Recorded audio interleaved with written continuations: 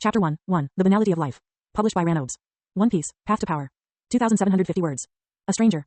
These are the words that echoed in the mind of a young boy as he glanced into a pond of tranquil water. The bright blue sky reflected off as the young visage of a 7-year-old child could be seen. A few ripples echoed through the water as some fish swam through, breaking the boy's concentration. A heavy sigh escaped his mouth, unbefitting of his age. No matter how many times I see it, it's all so different, the childish voice broke out. But this is reality. It was quite odd to see such a focused gaze coming from a child, but it wasn't odd considering the mind of said child. His name was Damien. He had distinct hair, messy, raven black hair with red streaks decorating the left side of his head. His red pupils, though seemingly unnatural from his previous life, were not overly uncommon where he currently was. He wore a simple black tunic that seemed rather dirty, spots of mud and dried ounces of blood were apparent. Image, in Discord. The One Piece world, he sighed. Should I be thankful that I get another shot at life, but this world is so messed up. It wasn't hard for Damien to recognize the world. The villagers nearby gave enough information to connect the dots. The One Piece world was exceedingly vibrant, just about anything could be found there. From superpowers such as turning into animals, elements and just about anything that could be imagined. Exotic plants and animals roamed the lands, a truly beautiful world. But behind the beautiful curtain was a world filled with corruption, death, maladies, and disasters. The ones who preached justice could be seen through many lights. Though they maintained the balance of the world, the dark hands hidden behind the curtains were soaked with innocent blood. Nations coming together under the banner of the world government. Mortals were idolized as gods ruled from above, all the while the indomitable marines of the Navy headquarters acted as their face and greatest sword and shield. The pirates that roamed the seas committed great tragedies whilst the innocent were the true victims. Forgotten truths, a vast web of conspiracies and tumultuous seas filled the world. Never did Damien think that one day he would be thrown into this messy world. Kids who have never seen peace and kids who have never seen war have different values. Those who stand at the top determine what's wrong and what's right. These words echoed in the boy's mind as he recalled the blonde-haired psycho who preached them in his previous life. It was considered quite an incredible moment in the anime, but having reached such a world, it was a whole new reality. Thump. A blue feathered bird suddenly landed on a tree nearby as many leaves rained down. Damien shook his head, his mind was filled with too many thoughts. He didn't have a good experience in his previous life. All was well, he was an average child in a family of 4, parents, himself and a younger sister. If there was one word Damien could describe himself with, it would either be resilient or unlucky. Early passing of his parents to surviving a tough childhood and the eventual loss of his sister by illness. Being born with an exceptionally strong memory went from being a gift to a curse. Yet finding strength in his profound grief, drawing strength through the enduring memories of his family. Powering through school and university, running off the renewed determination to honor his dead parents and sister. Yet it was all for naught as Damien's story came to a close at the age of 18 at the hands of a drunk driver. An odd occurrence persisted as the boy was lost in thought. Flutter. The grass around his feet seemed to shiver and dance around where he stood. The flowers by the tree looked as if they were singing. Damien was used to it. He attributed it to another phenomenon of this fantasy world. It wouldn't be the first thing that surprised him here. The child then walked down the grassy fields and entered a large cabin that sat at the edge of the cliff in the small village he resided in. Creak. The olden door gave out a sorrowful groan as the hinges cried out from the abuse of being used for decades. Mom, he sighed, you shouldn't move around in your condition. The boy looked at the woman who was rummaging through the aged kitchenware, seemingly unaware of her sickness. She seemed to be in her early 20s with long white hair and a slender body, equipped with a rather radiant smile. Her image, in Discord. Don't worry about me, Damien-chan, go wash your hands, breakfast is almost ready. The young mother gave a sweet smile, though, in the eyes of the boy, he only saw her hidden pain. She's gotten worse, he thought. His mother, Nadia, was the one who had taken care of him for the past 7 years. Most children wouldn't recall their early years, and yet Damien was fully conscious of everything since birth, his impressive memory carried over. The one thing he's noticed over the past 7 years, his mother was a devil fruit ability user. She never talked about it much, but it's not hard to notice. Weakness to the sea and still water, in general, was quite loud. She also had some sort of illness that dragged her down quite a bit, but her heart somehow always found the will to keep going. Nadia gave her usual optimistic smile and dragged Damien to the table, clapping her hands and announcing, let's eat. It wasn't an overly filling meal, mostly plants and vegetables with little meat, but it was enough. The conundrum Damien faced was that of reality itself. What to do? There are schools and learning institutions in this world, but it wasn't the recipe everyone here went by. You didn't need a college diploma to succeed amongst your peers, nor did you need to attend school itself. Most kids were taught at home by their parents, getting small jobs in the village. Though it was One Piece, not every casual soul who had transmigrated over wanted to become an admiral, or a great pirate of the seas or dream of having a harem. Reality and fantasy were two different things until one got plunged into a place where the fantasy was the reality. Damien just wanted to live in a relatively comfortable home with his caring parent, a feeling that was robbed of him in his previous life. The unfortunate reality was that the world was teeming with horrors, from giant sea monsters to crazy pirates, to disastrous weathers and corrupt governments. A few hours passed as Damien went outside, to fetch some water from the well. Though he was only 7, his body was unnaturally tough and resilient. Nadia said that he got it from his father. Good morning, Damien. Diligent as always. I wish my son would be as hardworking as you. The friendly villagers waved toward the boy as he carried 4 buckets down the road. Small wooden houses decorated the side of the road, small shops around every corner. Chirp. Birds flew on above as the sun's warm rays bathed the village in its warmth.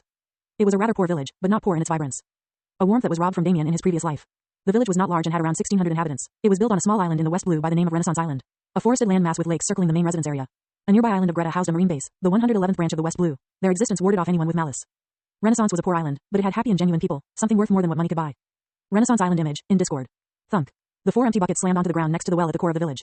The stone slabs that lined its walls were cracked and overgrown with moss. Damn, he murmured, almost empty. It was a hot summertime, the well had begun to dry up, and the reservoir beneath was almost gone. The young boy attached the bucket to the rope as it was lowered in. Within moments, the water filled it to the brim.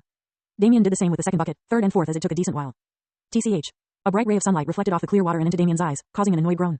His eyes darted to the side, glancing at a tree that blocked the sunlight. A sigh escaped Damien's lips as he picked up the buckets with ease. That fruit. It was quite interesting. The tree he was looking at was a rather giant apple tree, though it had quite the imposter amongst the fruits. The fruit had the body of an apple, though with a vibrant look. Instead of a uniform red, the fruit sported black lines running down the stem to the bottom and swirls throughout. Without a doubt, a devil fruit. Fruit image, in Discord.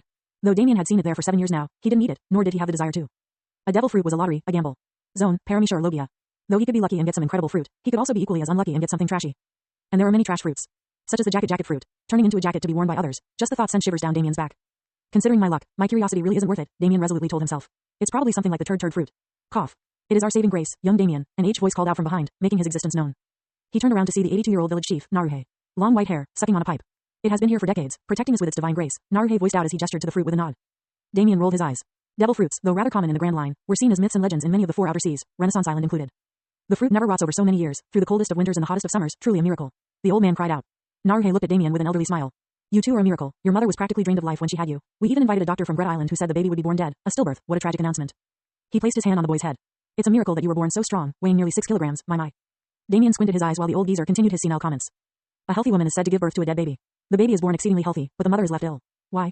Damien never asked this question out loud as he knew his mother would chide him to death.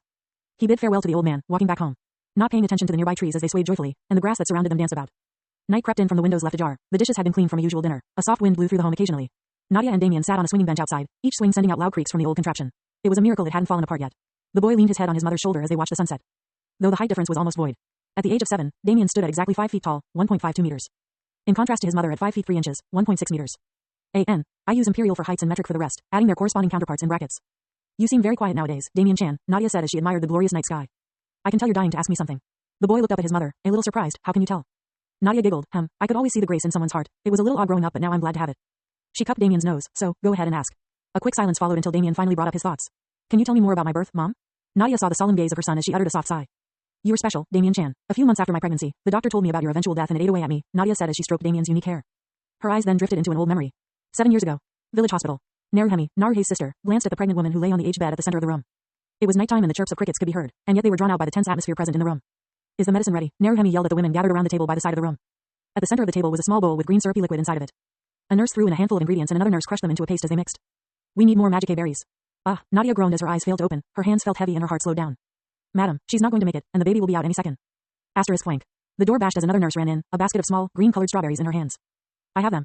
She quickly threw in a handful of the green fruits as they were crushed into the medicine pellet, overlooking one berry that was greatly different from the rest, equipped with black swirls. The nurse worked incredibly fast and a few moments later, the medicine was ready. Drink it, Nadia, Naruhe's voice rang out as she placed the bowl by the dying woman's face. Nadia, with every bit of her strength, got up and began to drink. That's it. Nadia's face visibility scowled. The medicine was unusually bitter, disgusting even. Clatter. Naruhe collected the bowl as she saw Nadia's pale face slowly brighten. The baby is coming. Find your strength and push, Nadia.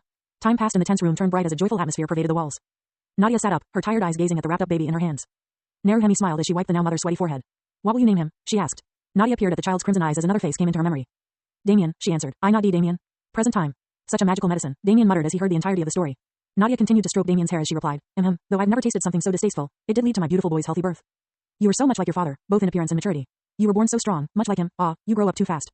She then grabbed Damien into a strong hug as she hummed a happy tune. Damien sighed in her surprisingly strong grip as he thought about her words. My father left to get the milk years ago, leaving Mom so weak and sick, not exactly a strong figure to emulate. He thought. The name of his father was Inadi Aries, a name Nadia chose for Damien to carry on. Time passed on as the village was enclosed in silent tranquility. A little too quiet. Creak. The docks at the very edge of the islands bellowed in disrepair as numerous boots slammed onto the wooden boards. A man with an eye patch stood at the front, a wild grin attached to his face. What a nice little place. Let's go see what treasure it hides. To be continued. Author's Corner. A slow opening chapter, but there are just so many little things to incorporate that it's easy to break the balance with foreshadowings, character motivations and world building. See that, used to separate paragraphs is to showcase any short time skip, a few minutes or hours. Images are available on Discord alongside other niche details. https://discord.gg/edishboob6q. Chapter 2, Reality Check. Published by Ranobes. One Piece, Path to Power. 2,824 words. If only the world could exist without borders, without violence, without greed, Nadia said as she sat under the calm moonlight. Damien remained quiet as he heard her words. He didn't believe such a thing was possible, both from the perspective of his old world and the new. Humans, or intelligent species in general, are destined to fight. Nadia wasn't naive enough to believe her own thoughts, she was just a little too kind. Nadia's eyes shot away from the starry night onto the quiet village, her gaze wary. Moments later a smell of fire pervaded as the bright embers lit up certain parts of the village. What's going on? Damien stood up alongside his mother as they heard screams and painful groans echo throughout the area. Nadia squinted her eyes as she ran into the home, Damien left outside, frozen. Help.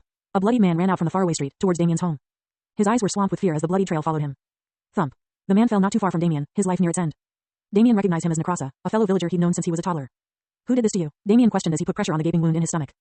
Damien, you must run, they're here, the pirates are here. With that, Narcosa passed away, his eyes empty of all life. Damien gulped as he felt the man's body go limp, his first time seeing a corpse, let alone one from a murder. So this is where you ran, Lololo. Looks like there's another little house here for us to ransack.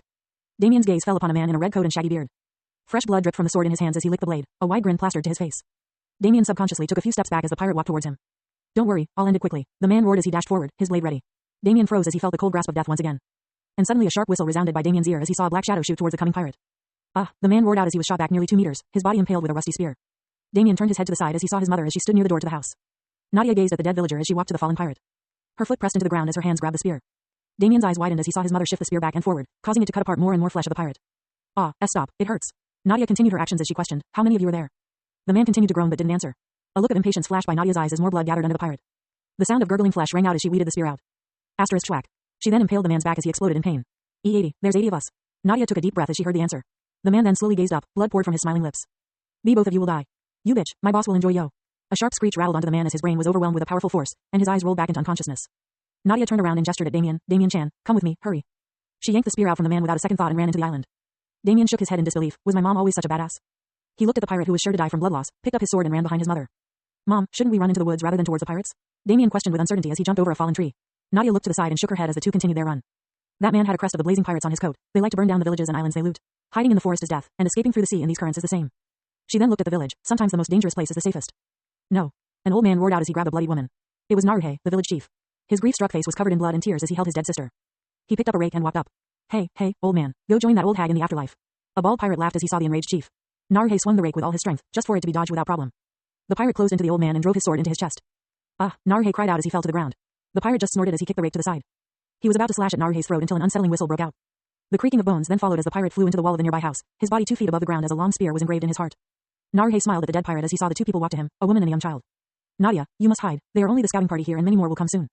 Naruhei's breathing then halted. Nadia smiled at him as a tear ran down her cheek. She gently closed the man's eyes. Damien, who stood at the side, could only gaze at his surroundings. The cheerful village, once a hub of joyful people, was now turned into a hellhole. Dozens of bodies laid out, some in pieces, some unrecognizable. The creaky wood that once brought comfort and nostalgia bathed in blood. A heavy stench filled the air. Damien rolled his hands into a fist as he felt the despair bloom in his heart, mixed with anger, grief, fear and wrath. Pat. He then felt a warm hand gently touch his cheek. It was Nadia who had come before him. Come, Damien-chan, we don't have much time. The two then ran deeper into the core of the village, the pirates' main party not too far. Here we go, Nadia muttered as they arrived at the center of the village, the well before them. Nadia was breathing heavily as she held a rusty spear in one hand. Her condition worsened due to her sickness. Damien turned to the side as he heard a bustling noise around 200 meters away, within the forested area. It was a group of men, around 70 of them. They marched closer by the passing second. Nadia noticed them as well and she moved fast. Creak. The wooden bar creaked as Nadia pulled up the bucket to the top. She turned to Damien and kissed his forehead. Damien-chan, I need you to do as I say, okay? Damien saw the look of his mother and felt a foreboding feeling. Nadia smiled at her child's worried eyes. Hold on to the well. I need you to hide down below. Damien immediately refused. You should go first, Mom. The well is wide enough for us both. Nadia put her finger on Damien's lips as she shook her head. I can feel it. I don't have much time. I knew this day would come, but I wish it wasn't under these circumstances. Nadia's voice cracked at the end as she tried to hide her distraught. You must live, Damien. If not for yourself, then do it for me. Damien was about to shake his head but then saw Nadia's unswerving gaze. He took a deep breath and nodded. Creak. The wooden bar that the rope was tied around creaked as Damien held onto it. The young child put his feet onto the cobblestone walls of the well and his hands tightly grasped the rope. Nadia smiled at Damien's agreement as she looked away into the forest. The pirates were only 40 seconds away. She then raised her hand into the air and closed her eyes. A soft wind blew through. Damien looked up after he secured himself, ready to rappel down to the bottom of the well and saw something incredible. The tree not so far away started to shift from its stable position as it seemed to move on its own. The branches bent in unnatural, human-like movements as they seemed to reach down to Nadia's raised hand. The branch was now only 2 meters above her hand as it then seemed to shake. Another branch came from the side, only this time, it had something attached to it, a fruit. Snap. It was like a quick tear of a string as the fruit seemed to free itself from the branch and fall into the woman's grasp. Nadia eyed the black and red fruit with a soft smile. She then turned to Damien and met his shocked eyes. Take this, your father told me about magical fruits that gave powers. It has kept our village safe for years and I'm sure it will keep you safe too. She gently placed the fruit into the bucket as Damien did. The mother gazed into her son's eyes as if she were treasuring the moment and engraving it into her mind. The pirate's relaxed walk was just seconds away as Nadia gave one last kiss on his head as she gently said, go. Damien then started to rappel down, the rope barely holding his weight. His eyes were lost, knowing this was the last time he'd see his mother alive. The rocks that lined the 50-meter deep well began to chip away as Damien continued his descent. After around 30 meters, the rope seemed to start to give way from the weight. The individual strings that were spiraled around it began to stretch and tear. Damien felt the failing integrity of the rope and went faster. Snap. 5 meters further, the rope split. Damien's hands tried to grab at the moss-covered walls but they simply tore from Damien's momentum. The young man held his voice, gritting his teeth, and fell 15 straight meters down. Knowing such a fall could lead to grave danger, Damien shifted his weight such that his body was straight, his legs pointing down, and his knees bent. Alas, the fall came to an end. Crack. Ah. Damien cried out as he held his mouth shut. His legs seemed to pulsate as he felt both of them break, his bones unable to fully absorb the force as they snapped without mercy. Spinal, pelvic and other internal injuries were surely possible as well. Look at what we have here, a masculine voice boomed with a rather humorous tone. The pirate with nearly 70 other companions surrounded a silver-haired woman. What a beautiful woman. Captain, she'd sell for millions. Why don't we make sure she's up to standards ourselves? Nadia squinted her eyes at the pirates who glared at her with unsettling gazes. She twirled the spear in her hands, the drying blood on it stamped the grassy ground. The lead pirate cracked his knuckles in return as he gave an order, make sure she doesn't take any lasting damage. The pirates cheered in a boisterous manner. Nadia raised her empty hand. The pirate seemed alerted as the slender hand began to glow an unsettling green. She then suddenly made a fist. Creak. The forest nearby seemed to come alive as the branches suddenly shot out at incredibly fast speeds. Blood splashed out as tens of pirates were instantly killed by the attack, gaping holes left all over their now cadavers. Nadia then ran frontwards as she threw her spear at great speed, nailing the captain in the chest as he was nailed onto a tree nearly 5 meters away. You monster. A pirate roared out as he saw his companions getting ripped to shreds by the sharp branches. He ran forth at the woman only to have his throat pierced through by a 30-centimeter wide branch. Nadia kneeled to the ground, her hands still glowing green. The pirates were reduced to nearly half. Damn woman, you lot, light the forest on fire. I want to see how long she can do this for. Then men nodded as they ignited the woods with some oil and alcohol. The dry temperature quickly set the surroundings ablaze into a fiery hell. The heat invaded the area as the tree began to die out. What about the loot? A pirate questioned. Forget it, there should be heavy rain tomorrow. We will pick up what is left then, retreat for now. They then ran out from the slaughter as their numbers were reduced to around 30. Nadia broke out in a loud gasp for air. She groaned, blood leaking from her mouth and nose. I can't let them get away or else Damien Chan will be endangered. No matter what. Stop. She fell to the ground while watching the 30 or so shadows disappear, the heat worsening her condition. Stop. In a last moment of desperation, Nadia seemed to unleash a burst of energy, taking everything out of her. A few seconds later, the 30 or so pirates slowly felt a great weight on them as their eyes rolled back into their skulls, dropping to the ground like flies. The fire only grew as their unconscious bodies were caught ablaze, leading to their untimely end. Nadia gave out a soft smile as she crawled near the well. She placed her bloodied hand onto the cobblestone walls of it. A green light suddenly emanated from her hand as it shined the walls of the well as they spread tens of meters down. The gaps in between seemed to shake as vines and moss burst out vibrantly, slowly growing and sprouting about. Within moments the wide open well seemed to close and sheets of green enclosed it wholly, making it seem as if the well went untouched for decades, overgrown with vines and moss. Nadia finally sighed in relief as her life began to give way. She finally leaned onto a crack in the ground that seemed to run into the well. Damien reeled in pain as he tried to right his body, straightening his broken legs. His face was bleeding heavily and a deep gash was adorned right above his right eye. It would certainly leave a mark. Aching pain pulsed through the left side of his body, originating from his hip. He slowly stabilized his breathing, knowing that he'd need to preserve energy. Damien looked up and saw the open night sky, and then suddenly felt the entire well shake. The open sky darkened into blackness as it was shut closed with vines and moss. This is Mom's fruit power. Damien's eyes widened in shock as he heard some whispers. His body was too hurt to speak, his consciousness was drifting in and out but his ears picked up the sound. Quote. It was the sound of a breath, very faint but audible. Damien Chan. The boy tilted his head to the left and saw a crack in the wall. It was the sound of his mother running down the aged well. I don't know if you can hear me, Damien Chan, but I hope you can. Damien just stared at the cracked wall as tears seemed to escape his eyes. No matter what happens, no matter what tribulations you face, no matter who stands against you, just remember that your mom will always stand on your side. It will be very hard after tonight, but no matter what, the sun will rise in the morning and things will get better. Mom will say goodbye now, but do me a favor, please. I only want one thing from you, my treasured child. Gather those who you can trust with your life. Marry a beautiful girl. Treasure them deeply for they will be your greatest strength. Live on for yourself, for me, for your father. Live, my child, live. Damien's eyes slowly closed as the voice subsided, his mind unable to keep conscious. A deep silence seemed to shadow the entire village as the night ensued. A tragedy hidden away, forever unknown to the rest of the world. To be continued. Author's Corner. Not a fan of tragic pasts, but I don't see how your average dude would fully immerse into a fantasy world. Many fanfics have their protagonists just become cold-hearted edgy characters who somehow just inhale their new reality. It sounds easy on paper, but it would surely be akin to having your world and perspective turned upside down. Images. https://discord.gg/edishboob6q. Chapter 3. Free, A New Day. Published by Ranobes. One Piece, Path to Power. 2,298 words. Squawk. The crows flew about as a heavy rain fell upon Renaissance Island. It was now evening time. The blazing flame had left the trees to ashes, a once booming forest reduced to blackened wood and debris. Bloody rivers began to wash away in the storm to come. Near the docks, a heavy foot fell onto the wet docks as the coming ship lowered its anchors. The ship had a Jolly Roger attached to it. A skull with a flame behind it, the blazing pirates. The hell happened here? Didn't it say this was a forested island with 1,000 or so inhabitants? The captain of the ship questioned. The man had a red mohawk hairstyle and a crimson coat draped over his shoulders. Thick muscular arms crossed before his chest. He stood at a towering 12 feet stature. His name was Brando Ignis, a man with a bounty of 39 million berries. No clue, Cap. Should we send out some scouts? Pabulum, the green-haired first mate, replied. He was also the ship's main strategist, his intelligence being his forte. Ignis gazed at the burnt island and shook his head. Let's all go. 3 hours later. Hey boss, you want to check this well? Ignis walked through the destroyed land and saw what his subordinate pointed at. He gazed inside and saw a sheet of moss and vines covering it. He looked at the recruit. Slap. He smacked him upside the head, knocking him to the ground. You idiot, you think moss and cobwebs would grow overnight if someone was hiding down there? Ignis roared in impatience. He then pointed at the others. Look over the entire island, get the loot that remains, don't waste any more time. The fodder spread out. Pabulum walked ahead, a cigar in his mouth. Cap, you think someone killed all our men or those idiots fell drunk and got eaten by the fire? Ignis gazed at the dead men and shook his head. Someone killed them but there is no one here.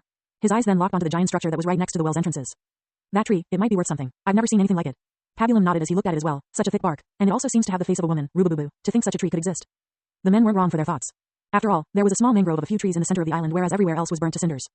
Not only that, the trees and greenery seemed to form the face of a beautiful woman, peering into the well as some flowers adorned her hair. Portrait image, in Discord. What the men didn't know was that the dried well did indeed have a person hidden away within. In the dark confines of the well were two sharp, crimson eyes, gazing into the darkness before him. As the saying goes, if you stare into the abyss stares back. Damien, who had woken up, felt a flurry of emotions. After drinking handfuls of rainwater, he had regained some energy. Many thoughts flashed through his eyes. He wanted to get up and find a way out, but something told him not to. He heard some whispers, not yet. And thus he waited while in deep thought. 7 years of peace, he muttered. After living a life of constant ups and downs, he was thrown into this world. It isn't wrong to say that he was lucky. Beyond the idea of being reborn and given a second chance at life, he also had many other fortunes. Compared to the children born into war and battle, he was indeed lucky. He didn't need to grow through a famine or drought. There was enough food, good people around him, and a loving mother. He fell into a delusion that he was safe in this remote village, willing to live out the rest of his life in this calm environment in the embrace of his loving mother, a feeling robbed from him in his previous life. It wasn't a cowardly wish, just a foolish one. Under the guise of this very peace and tranquility was the storm of reality that hit him last night. Mom is gone, and these bastards are here to collect the remains of whatever there even is. Damien clenched his hands into fists to the point that blood began to dribble out. Happiness, joy, and freedom are privileges only for the strong to enjoy. Anything even remotely close to that for the weak is simply delusion. It's easy to give up, but if I do that, I would fail Mom. She carried me through 9 months of pain and sickness and cared for me for 7 years. The looming darkness continued as the red eyes hidden near the floor seemed to shine a fiery red. I will live on and claw my way to the top. 7 hours later. We found some jewelry that wasn't burnt by the fire and a decent amount of food hidden away, a pirate reported. The people who live here weren't too stupid. They seemed to design a fireproof room to store the emergency food. Ignis nodded. At least it wasn't a waste of time. Store it back onto the ship. We'll camp out here for a few weeks. Hunt for sea kings by the shore too. We need to make a quota and this island is known to have a good position for those fish, he ordered. The men nodded and began to move, leaving the well unattended. Had they remained, they would be surprised. The moss, vines, and even the spiders began retreating into the cracks of the walls as a ladder-like structure formed with the plants. After a good 15 minutes, a small hand reached the top of the well and a young boy climbed out. He was covered in sweat, grime, and blood. The boy reeked of many stenches as his ripped clothes made him seem as if he had survived a great disaster, and he had, for now, that is. Yet under all that filth were two bright eyes, filled with youth and determination. Finally those pirates left the area. I was getting tired of waiting. He then looked forward and saw it. A large collection of trees that seemed to reach nearly 50 meters in height. They grew out from the center that seemed to form the face of a woman with her eyes shut, asleep. Mom. Damien smiled slightly as he saw the marvelous greenery, and then he looked around him. His home was reduced to ashes. He clenched his fists once more and let out a deep sigh. Damien then gazed at his feet in his hand. The previously broken legs and bloodied hands were healed completely. Even the deep gash on his face had healed, though it left behind a diagonal scar over his right eyebrow. His body was fixed, though remained emaciated. I finally figured it out, Damien said as he climbed out of the well. All those times where the trees and grass seemed to move near me, and now I am healing so fast, could it be? Was it Mom's devil fruit? Then why is it still active now? Once a fruit user dies, their abilities should disappear. Why do I have these powers? Damien had naturally taken baths in the sea before. He never felt any weakness, and yet he was born with certain unnatural powers. Damien touched the tree as he felt its vibrant life force, almost as if it was flowing in between his fingers. Mom seemed to have eaten her fruit at the moment of my birth. Could it have gone to me? The boy then shook his head. No, she was also controlling the branches last night. So why? Damien failed to come up with an answer and moved on. If anything, Mom has been protecting me even after her death. And then his eyes fell into another deep thought. One Piece has countless powers. She gave me so much and I returned nothing. Maybe, just maybe, I can bring her back. A resurrection fruit? If the oak fruit can grant eternal youth, surely there is a fruit that can bring the dead back to life. Damien slowly nodded his head. Regardless, even if such a power exists, I need to get stronger. So strong that no one can ever hurt or take away the ones closest to me. No matter what. Grumble. Damien coughed slightly. His soliloquy was interrupted by his empty stomach, destroying the moment. First, I need some protein. 4 hours later. Hey Tilda, I could have sworn we had more hick food than this, no? He was naturally drunk. His companion looked to the barrels of food, his eyes heavy. Hey, whenever I look at the food it seems to double and quadruple in size. I'm sure it was nothing. The two men were on guard at the food storage as the others had gone to sleep, even the captain. What they didn't know was that there was a shadow sitting in the darkness, munching on some sea king meat. Delicious stuff. Damien felt the urge to burp and could only mask it with great effort. He had been eating. Eating well. He ate for almost 10 people in just 10 minutes. Food equals growth in One Piece. Damien determined as he recalled the ginormous humans that exist, all of which seemed to eat quite a lot to get there. Though he didn't want to be 20 feet tall, Damien would want to at least reach the average admiral height of 10 feet. Therefore, he must eat. The next day, Damien stood at the edge of the island where his house used to be. Naturally, it too was eaten by the flame and reduced to cinders. He instead watched the calm seas, enjoying the salty sea air. The pirates on land stuck near the docks, mostly fishing for something in the sea. Renaissance Island is remote and away from the world, he muttered. Even the newspapers don't reach here. Naturally, Damien knew very little about the time of the seas. He needed information. Those pirates can enlighten me, but at my current level I'm no match and they will be gone soon, he surmised. Damien had a few choices. 1. Sneak on their ship and dock off at another inhabited island to gather information. 2. Wait for them to leave and make a ship or wait for another ship to arrive and hope they're friendly. 3. Kill them all and pry the information from their soon-to-be writhing corpses. Though Damien could take one down and try to torture the truth from him, these pirates were quite punctual and a missing member would surely alert them. Taking one down would need more thought and power. Sneaking as a stowaway could work, but it may lead to a worse scenario. I could swim off, but the Sea Kings would love a free meal. Damien shook his head and continued to think. Waiting would leave little food available. I can't count on other ships' kindness either. He then gazed at the fruit in his hands. Though I can't take them down at my current level, this may just solve the problem. Damien then reached to his side and brought out a fruit. It was the same one that he had seen growing up and the one his mother left him with. The choice was clear. God bless, Bismillah, Amitabha, may the force be with me, Godspeed, to infinity and beyond. Damien uttered some random prayers and hoped the gamble would pan out in his favor. He waited 1 second, then decisively bit the devil fruit. Crunch. The taste pervaded his mouth. Disgusting. Putrid. Vile. Repulsive. Unpalatable. Revolting. Sickening. Those were a few words Damien could use to describe the taste. The urge to throw up was there, but Damien persisted and swallowed the piece whole with determination. A few bated breaths and his eyes finally fell onto the quarter-eaten fruit. A sigh erupted. My paranoia will be the end of me. Crunch. Naturally, he knew a devil fruit ability could be granted with a single bite, but Damien's paranoia would not allow any chances. He ate it whole. Absolutely disgusting. He washed his mouth with some water and then focused on his newfound thoughts. A devil fruit seemed to come with an instruction manual that outlined the basics of the fruit alongside its name. He gazed at his hand and concentrated. A red mist of energy emanated from his fist as the air around it seemed to groan in pain. Damien walked up to a 2-meter-tall rock and touched it with his hand. Creak. The rock seemed to cry out as its entire body was covered in the same redness. Boom. It then exploded into thousands of small pieces as if detonated from within. Damien looked at the result. The tiny pebbles rained down, all equal in shape, mass, and size, as if they were cut by a million lasers. He then raised his left foot, which too began to glow the familiar yet eerily red. He tapped the ground with the raised foot. The sound of pixelation broke out as the ground, within 10 meters, seemed to turn into a large checkered field of tiny squares. Moments later the entire area crumbled into the same countless pieces, leaving a 10-meter-wide hemisphere depression on the land. Damien hummed in satisfaction. The ability to crush and cripple anything to everything into innumerable pieces through pressurization and pulverization. Paramecia type, pulverize fruit. To be continued. Author's Corner. Images, https://discord.gg/edishboob6q. Chapter 4, A Storm of Change. Published by Ranobes. One Piece, Path to Power. 2,450 words. The following night, more food disappeared from the storage as the guards continued to drink away their confusion. And then, one moved from his post. Oye, I'm gonna take a leak, Tilda. The remaining guard seemed rather annoyed. Hurry up, if the cap noticed the disappearing food and will kill us both if it continues. Yeah, Tilda. Slow and limping steps resounded as the man walked off the ship near the shoreline under the vessel. He unzipped his trousers and gave out a sigh of relief. Zip. The pirate hummed in satisfaction. He looked up and enjoyed the night horizon. Ah. And suddenly his vision went dark. The same pirate regained consciousness 10 minutes later as he ended up in an unknown area. Behind some large rocks that blocked the vision from the ship that now stood around 1.5 kilometers away. What the hell? He was about to get up and then a black shadow was cast over his body. Huh, a brat? Where'd you come fro? The child drove his foot into the man's liver area before he could finish his as the air in his lungs escaped without control. The pirate was only 6 feet tall, giving Damien enough confidence to take him down without much worry. Damien's hand shot forth and grabbed the man by his brown dreadlocks while grabbing his right arm as well. Here's how this goes, I ask, you answer. The pirate regained his breath and was about to struggle. A little boy thinking he's everything, let me teach you something, kid. The pirate began to wrestle out of Damien's clutches and then suddenly froze. A sound of pixelation seemed to resound on the calm shore as the man gazed at his grasped limb. The arm suddenly turned red as it abruptly ruptured into a mist of blood, dyeing the blackened soil a new crimson color. My arm, ah. The man began to roll in pain as his cry sprang out in all directions, hoping it would reach his comrades. Unfortunately for him, a scream could only travel to about 1.2 kilometers and was unable to reach his companions. Damien then grabbed the man's remaining arm and began to speak. Stop screaming or I'll double the pain. Answer my questions and it'll be over fast. The man woke up from his pain in great struggle as he gazed at the immature face of the boy. He saw black hair with red streaks running down one side and a thin scar above the right eyebrow. Damien saw his unrelenting eyes and channeled his power onto the limb. The pirate felt heat over his arm and immediately gave in. Stop. I'll talk. Ask away. Damien waited a few seconds as his powers remained in wait for his orders to pulverize under the fearful eyes of the victim. Then slowly retreating, temporarily. Tell me who you are and why you're here. The pirate frantically nodded and began to say, we're the Blazing Pirates. Our mission was to come to this island in search of a rare fish that migrates this season. He continued, we knew of primitive people living here so naturally they needed to be, removed. Damien gritted his teeth as the man could only retreat in fear with an audible gulp. So you burned it down after ransacking it? The pirate squealed, it's the fastest way. His voice seemed to be filled with desperation as if wanting to convey that he was the victim and what transpired was only natural. Though it did give him a single second to notice Damien's pause of anger. Die brat. The man roared out as his remaining hand shot forth with a small dagger hidden in his pocket. The motion took barely a split second as the blade was inches away from Damien's throat. And yet it stopped. Drop. Droplets of blood fell as Damien's left hand held the blade in a vice-like grip, cutting into his palm. It hurts, but not as much as hearing my own mother breathe her final breath. The man's eyes widened as the dagger soon glowed the nostalgic red as it exploded into tiny metallic pieces, the moonlight reflecting off their surface. The young boy's hand then descended onto the pirate's remaining arm, causing it to explode into tiny chunks of flesh accompanied by a shower of blood. The screams continued as Damien gazed back down. He looked at his bleeding palm that had begun to heal, ignoring the pain. What about the Marines? The naval base on Brett Island is not too far out. There's no way a ship of 80 men could get here without stepping in their jurisdiction. The pirate began to cry with tears as he heard Damien's voice, knowing that the boy could explode in anger any second caused him to be quite truthful. We paid them off. The Marine captain in charge could care less if some small village outside of their jurisdiction gets raided. It's nothing new. The cries of pain ensued alongside the explanation. Damien glared at the weeping man and could only accept the truth. Some Marines are good, but just as many are corrupt and despicable. Beyond that, Renaissance Island was a poor island, naturally unable to pay the heavenly tribute and therefore not a member of the world government. The Navy had no duty to save them. The blackened soil crumpled as Damien walked towards the man and grabbed his head by the long dreads. You're right, leaving one's fate in the hands of others is the greatest sign of weakness. Thank you for teaching me that. The man thought this was his saving grace. Ultimately, he was wrong. Splash. The head exploded like a grape, fresh blood and brain matter all in the shape of a few centimeter-wide cubes rained down. Damien's face was soon covered in the red liquid as he gazed at the headless body before him. The young child subconsciously took a deep breath as his hand shook slightly. This was the first life Damien had taken. It was an odd feeling, robbing a man of his life. Perhaps if this was before, Damien would be quite shaken up. But now, it just felt like it needed to be done, a soon-to-be natural part of his life. Damien then walked to the shoreline and washed his face and body, though his ripped clothes remained bloodied. He then kicked the body into the sea. Such fresh blood would surely invite some sea kings to an open buffet. I swear, Captain, he said he'd be back soon. A pirate explained as his mouth dribbled with blood. Ignis snorted as he gazed at the pirate kneeling before him. Pabulum walked beside him and asked, Cap, I'll send out the men to scour the village. There's gotta be a few survivors here thinking to take revenge. But then the crew's strategist shook his head, though he could have become lost under this much sake, that fool. Ignis looked at his strategist and nodded. It should be nothing too serious. But we can't mess up the contract either, so it's best to check. If there are survivors, then I hope they're ready to be skinned alive. The pirates nearby raised their weapons in agreement, however. Pitter-patter. A rather unnatural storm suddenly formed above, heavy rain pouring down without any prior forecast. Ignis looked up at the storm and squinted his eyes, though he felt something afoot. It was not that serious. Wait till tomorrow, let the storm clear away. On the other side of the island. What a random storm, Damien commented as he felt the rain wash his clothes, his hair already damp. He went back to the familiar edge and thought to wait out the storm. The pirates were his target and they required some thinking to remove. His devil fruit worked great in close combat and even had some range capabilities Damien wanted to try out. Since the blazing pirates were offering themselves as training targets, Damien could only humbly accept. Yet the storm had other ideas. Damien suddenly felt a chill pass over his body as he subconsciously looked up and saw some bright plasma. Boom. Thunder roared as a sharp bolt of lightning bathed Damien with 300 million volts of electricity. And it all went black. Time passed.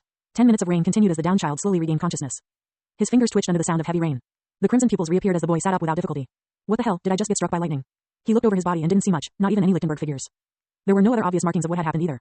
No displaced soil, no charred ground, no echoing sound. At first glance, it was as if nothing odd even happened here. Perhaps I used all my luck on this devil fruit and the lightning strike was the remaining bad luck? I wouldn't say that. Damien blinked. He looked around and saw the usual blackened soil, though swamped in water, there wasn't anyone else. Don't look around, I'm inside of your mind. The young boy stabilized his breathing. Perhaps the influx of emotions is causing hallucinations, it'll pass, he comforted himself. I assure you, you are of sound mind. I am a collection of intelligence and data called Sybil. Damien took another deep breath and chose to humor the insanity. A collection of intelligence and data? A system, like from those trashy fanfics I read in my previous life. You could consider me so, though I would appreciate not being associated with the term trashy. Damien slowly nodded. Okay, whatever. Though I think you're a little late, 7 years at that. Shouldn't you be thrown into this world with me? Not exactly. You see, I am not your system and neither was I paired with you. If it makes any difference, I have been searching for you for centuries now. Damien could only pause, though Sybil continued. I cannot say much, just know that my true user, the person I was sent with, fell dead many, many years back. I have been searching for you throughout the entire world since that day. It took a while to lock onto this primitive island so far from the epicenter of worldly powers. Why am I here? Does my rebirth into this world have to do with this original system host of yours? Damien asked a barrage of questions. Your rebirth here was directly caused by the original host, yes. But I cannot give you any more answers, unfortunately. My memory was locked away and I only had the mission to find you. Damien shook his head in slight disappointment. And what exactly will you do now that you found me? Sybil replied in her usual tone. My duty is to assist you in gaining strength and power. Ready you for a certain objective that too was locked away. Damien scowled, disliking the idea of being led on by some age mission he could care less about. Don't worry, every lock has a key. I'm sure there's one out there that will answer your questions. I know it may worry you to be kept in the dark, but I can only ask for your patience, Damien. Damien could only relent. Fine. Tell me how you can assist me. I can grant you a storage space, first of all. It will allow you to store inanimate objects. I can translate the data of the world into text to be displayed. I can store any information you need to archive to be pulled whenever. Damien blinked. All you have is storage, some worldly details, and a notes app? It was certainly a slight letdown, though Damien was ready to train for power. He wouldn't mind some freebies. At least tell me you have some immediate benefits? Unfortunately, reality was often disappointing. Nope, as I said, you are not the original host, therefore, the gift pack was opened by the original host and that is it. Damien rubbed his head in thought as Sybil continued with some decent news. However, the previous user did send you some tools to aid in your path to power. Though I currently need to observe the surroundings, being in motion for centuries has led me to a need to update. It will take a handful of days. Damien waved the little delay aside but then asked a question that was on his mind. Sybil, he said in a solemn tone. Can I rid myself of this system of yours at any point in time? Though Damien didn't mind the bonuses of the system, he was wary of the story behind it and naturally had some reservations. Yes. 2 days later. Time flowed as a couple of days went by. The missing pirate was never found and the others gave up, concluding the man was swept away by the storm. It was barely 8 a.m. and the pirates had spread out once more throughout the island, looking for their missing comrade. Koolalala, I got one. A pirate suddenly pulled hard on his rod as a shadow of a fish shot out from the sea. Most of them continued the daily fishing, having already caught 90 of them. They were only a meter in length and had a small pink body that was only a third of their size. The rest was a gorgeous rainbow-colored tail, giving them a mystical appearance. They were called the rainbow betta fish of West Blue. Image, in Discord. Good work, we are only 10 short of the quota, then we can get off this burnt rock, the pirate's partner said. Ignis, who was drinking by the side, nodded in satisfaction. He then glared at his strategist. Oye, Pabulum, you still think someone's after us? I goo. Give it a rest and drink with me. Pabulum slowly nodded, though his thoughts elsewhere. This unsettling feeling, I cannot put my finger on it. Could a survivor have killed that fool? He then shook his head and went to reluctantly drink. 6 hours later. That's the last one. Cheers. All done. A banquet exploded at the large ship as the pirates raised jugs of sake in celebration. A boisterous environment ensued as the warm night continued. Though none of them saw a pair of crimson eyes watching them from a distance. A fiery glint passed by the pupils as the night passed on. Suffice to say, a bloodbath would soon arrive. To be continued. Author's Corner. There won't be great drama with the system, i.e., nothing annoying.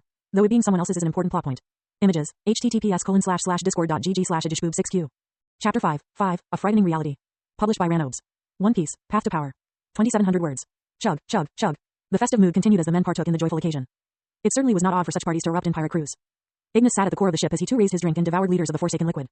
Hey, when did we bring a brat on board, Tilda? A drunken pirate questioned with a mix of confusion and joy. His friend beside him also joined in. Oya, how come I don't remember having this kid on our crew? Damien now stood at the bow of the ship. He gazed at the banquet before him and raised his left hand. A red glow encompassed the palm as crimson energy seemed to swivel within it. The drunken pirates didn't think too much of it. Oh, so he's the one with the party tricks, Tilda. Wait, that is. Utter ruin. The churning red currents suddenly acted in tandem as they exploded into a crimson light, shooting out in a river of blazing wisps. Boom. The pulverizing energy raged out as if the dam had given way. The horizontal stream simply extended without stopping and left a shredded and crushed trail of utter destruction. As it encountered its first human obstacle, the energy ripped into the man's body as it was enveloped in the eerie red glow, exploding into a mist of flesh and bones. The current shot its way through the ship, obliterating every pirate that stood in its way while reducing them to macro-sized cubes. Ouch. Rua. Screams and cries of pain broke out. Those who were only partially in the way of the current had limbs or parts of their bodies removed. It was simply horrifying. 20 of the 80 pirates died while another 10 were missing parts of their bodies and therefore incapacitated. Run, he's got some witchcraft. Mama no. My leg. Ignis, who was able to dodge out of the way in time, could only look up in great worry. An ability user, Pabulum commented as he unsheathed his rapier. So I was right, there was someone ready to take us down. Ignis picked up his axe and roared in anger, damn brat. He waited right till we were all drunks. Men, kill him. Most of the remaining pirates picked up their weapons and charged forth. Damien squinted his eyes as he readied his fists, each glowing the familiar red. The flash of indecision from hordes of people looking to kill you passed by quickly, leaving a determined expression behind.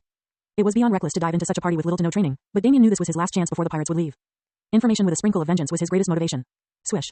One pirate with a sword slashed at Damien as he sidestepped, allowing the weapon to get lodged into the ground. Seeing this opening, Damien drove his left fist into the man's liver area, kicking the air out of his lungs. The man then glowed red and exploded into pieces. Another 3 came running from separate angles. As they were drunk, it wasn't difficult for the smaller Damien to dodge the attacks. After all, a single touch would take them all out. Slam. A pirate suddenly jumped from the upper deck onto the one where Damien was, slashing his saber right away. Damien's glowing fist collided with the blade and it shattered like glass. Damien's hand then grabbed the man's throat and stomach. Bang. 3 shots went off as a couple of gunmen unloaded their flintlocks in Damien's direction. The young boy used the pirate in his hands as a meat shield. He then tossed the dead pirate in the air as he exploded like a firework. The blood showered down caused the gunners to wipe their eyes, by which Damien had already arrived and taken them out. Die, kid. You're surrounded. Lights out for you. Out of nowhere, 20 men rushed around Damien, forming a complete circle. Damien hummed as he crossed his hands in front of him, the opposite hand pointing out to each side. The desire to name his every move was overpowering, perhaps originating from him being in an anime world. Obliteration pulse. The pirates' faces were swamped with fear as they saw the familiar red energy rage its way towards them. Damien's body pulsed out with a full 360-degree attack as all within 10 meters of him were reduced to mincemeat. The wooden boards were now slicked in blood and the heavy smell pervaded within the entire area. Ignis scowled in both anger and fear as he saw his fine men reduced from a staggering 80 to the now less than 30 could only shake in fear. I am out of here. I don't get paid enough for this. Sorry, Cap, but that kid is far scarier than you. The majority of them chose to jump ship, leaving barely 10 men behind with their fearful captain. Damien slowly walked forth, trying his best to use as little stamina as possible. He had only eaten the devil fruit a mere 3 days ago and could only do some basic attacks, of which each drained a noticeable amount of stamina. Killing so many people, Damien thought to himself. If someone told me I would be slaughtering tens of people like this a few days ago, then I would probably laugh them off, he thought while shaking his head. But here I am, taking life without second thought. A slight sigh as the boy shook his head, snapping out of his reverie. Step. Ignis subconsciously took a few steps back but then snorted. Enough of this nonsense. You know who I am, brat. I have a 39 million bounty and am the captain of the Blazing Pirates. You idiots, kill the ones that jump ship while I take care of this red-eye boy. Damien hummed in return as he readied himself to fight the towering man who stood over twice his height. A deep breath to calm his thoughts, allowing his instincts to take over. Any staggering thoughts were converted into sheer will and commitment to his actions, born from his mother's final words. Ignis roared out as he shot forward with his axe. Boom. A giant hole was left on the ground as Damien sidestepped. The boy tried to throw a punch at the pirate but then lowered his head. Bang. A surge of instincts told him to retreat as the other pirates tried to shoot him down. He raised his left foot as it gathered with his pulverizing energy and slammed it onto the ground. The sound of pixelation erupted as the entire main deck seemed to be filled with a red checkered pattern. Boom.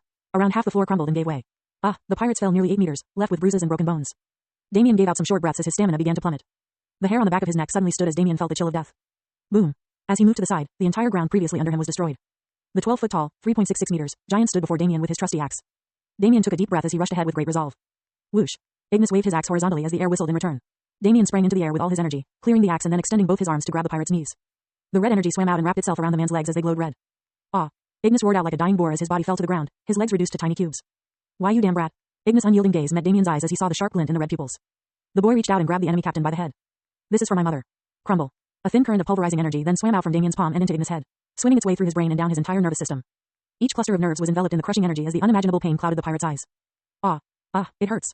Stop, just kill me. It didn't take long for the squirming pirate to beg for death as moments passed and the torture only continued. Damien's face showed tiredness as he felt ounces of stamina remain. Ignis' eyeballs soon popped out of their sockets as blood dribbled out from all orifices. Splatter.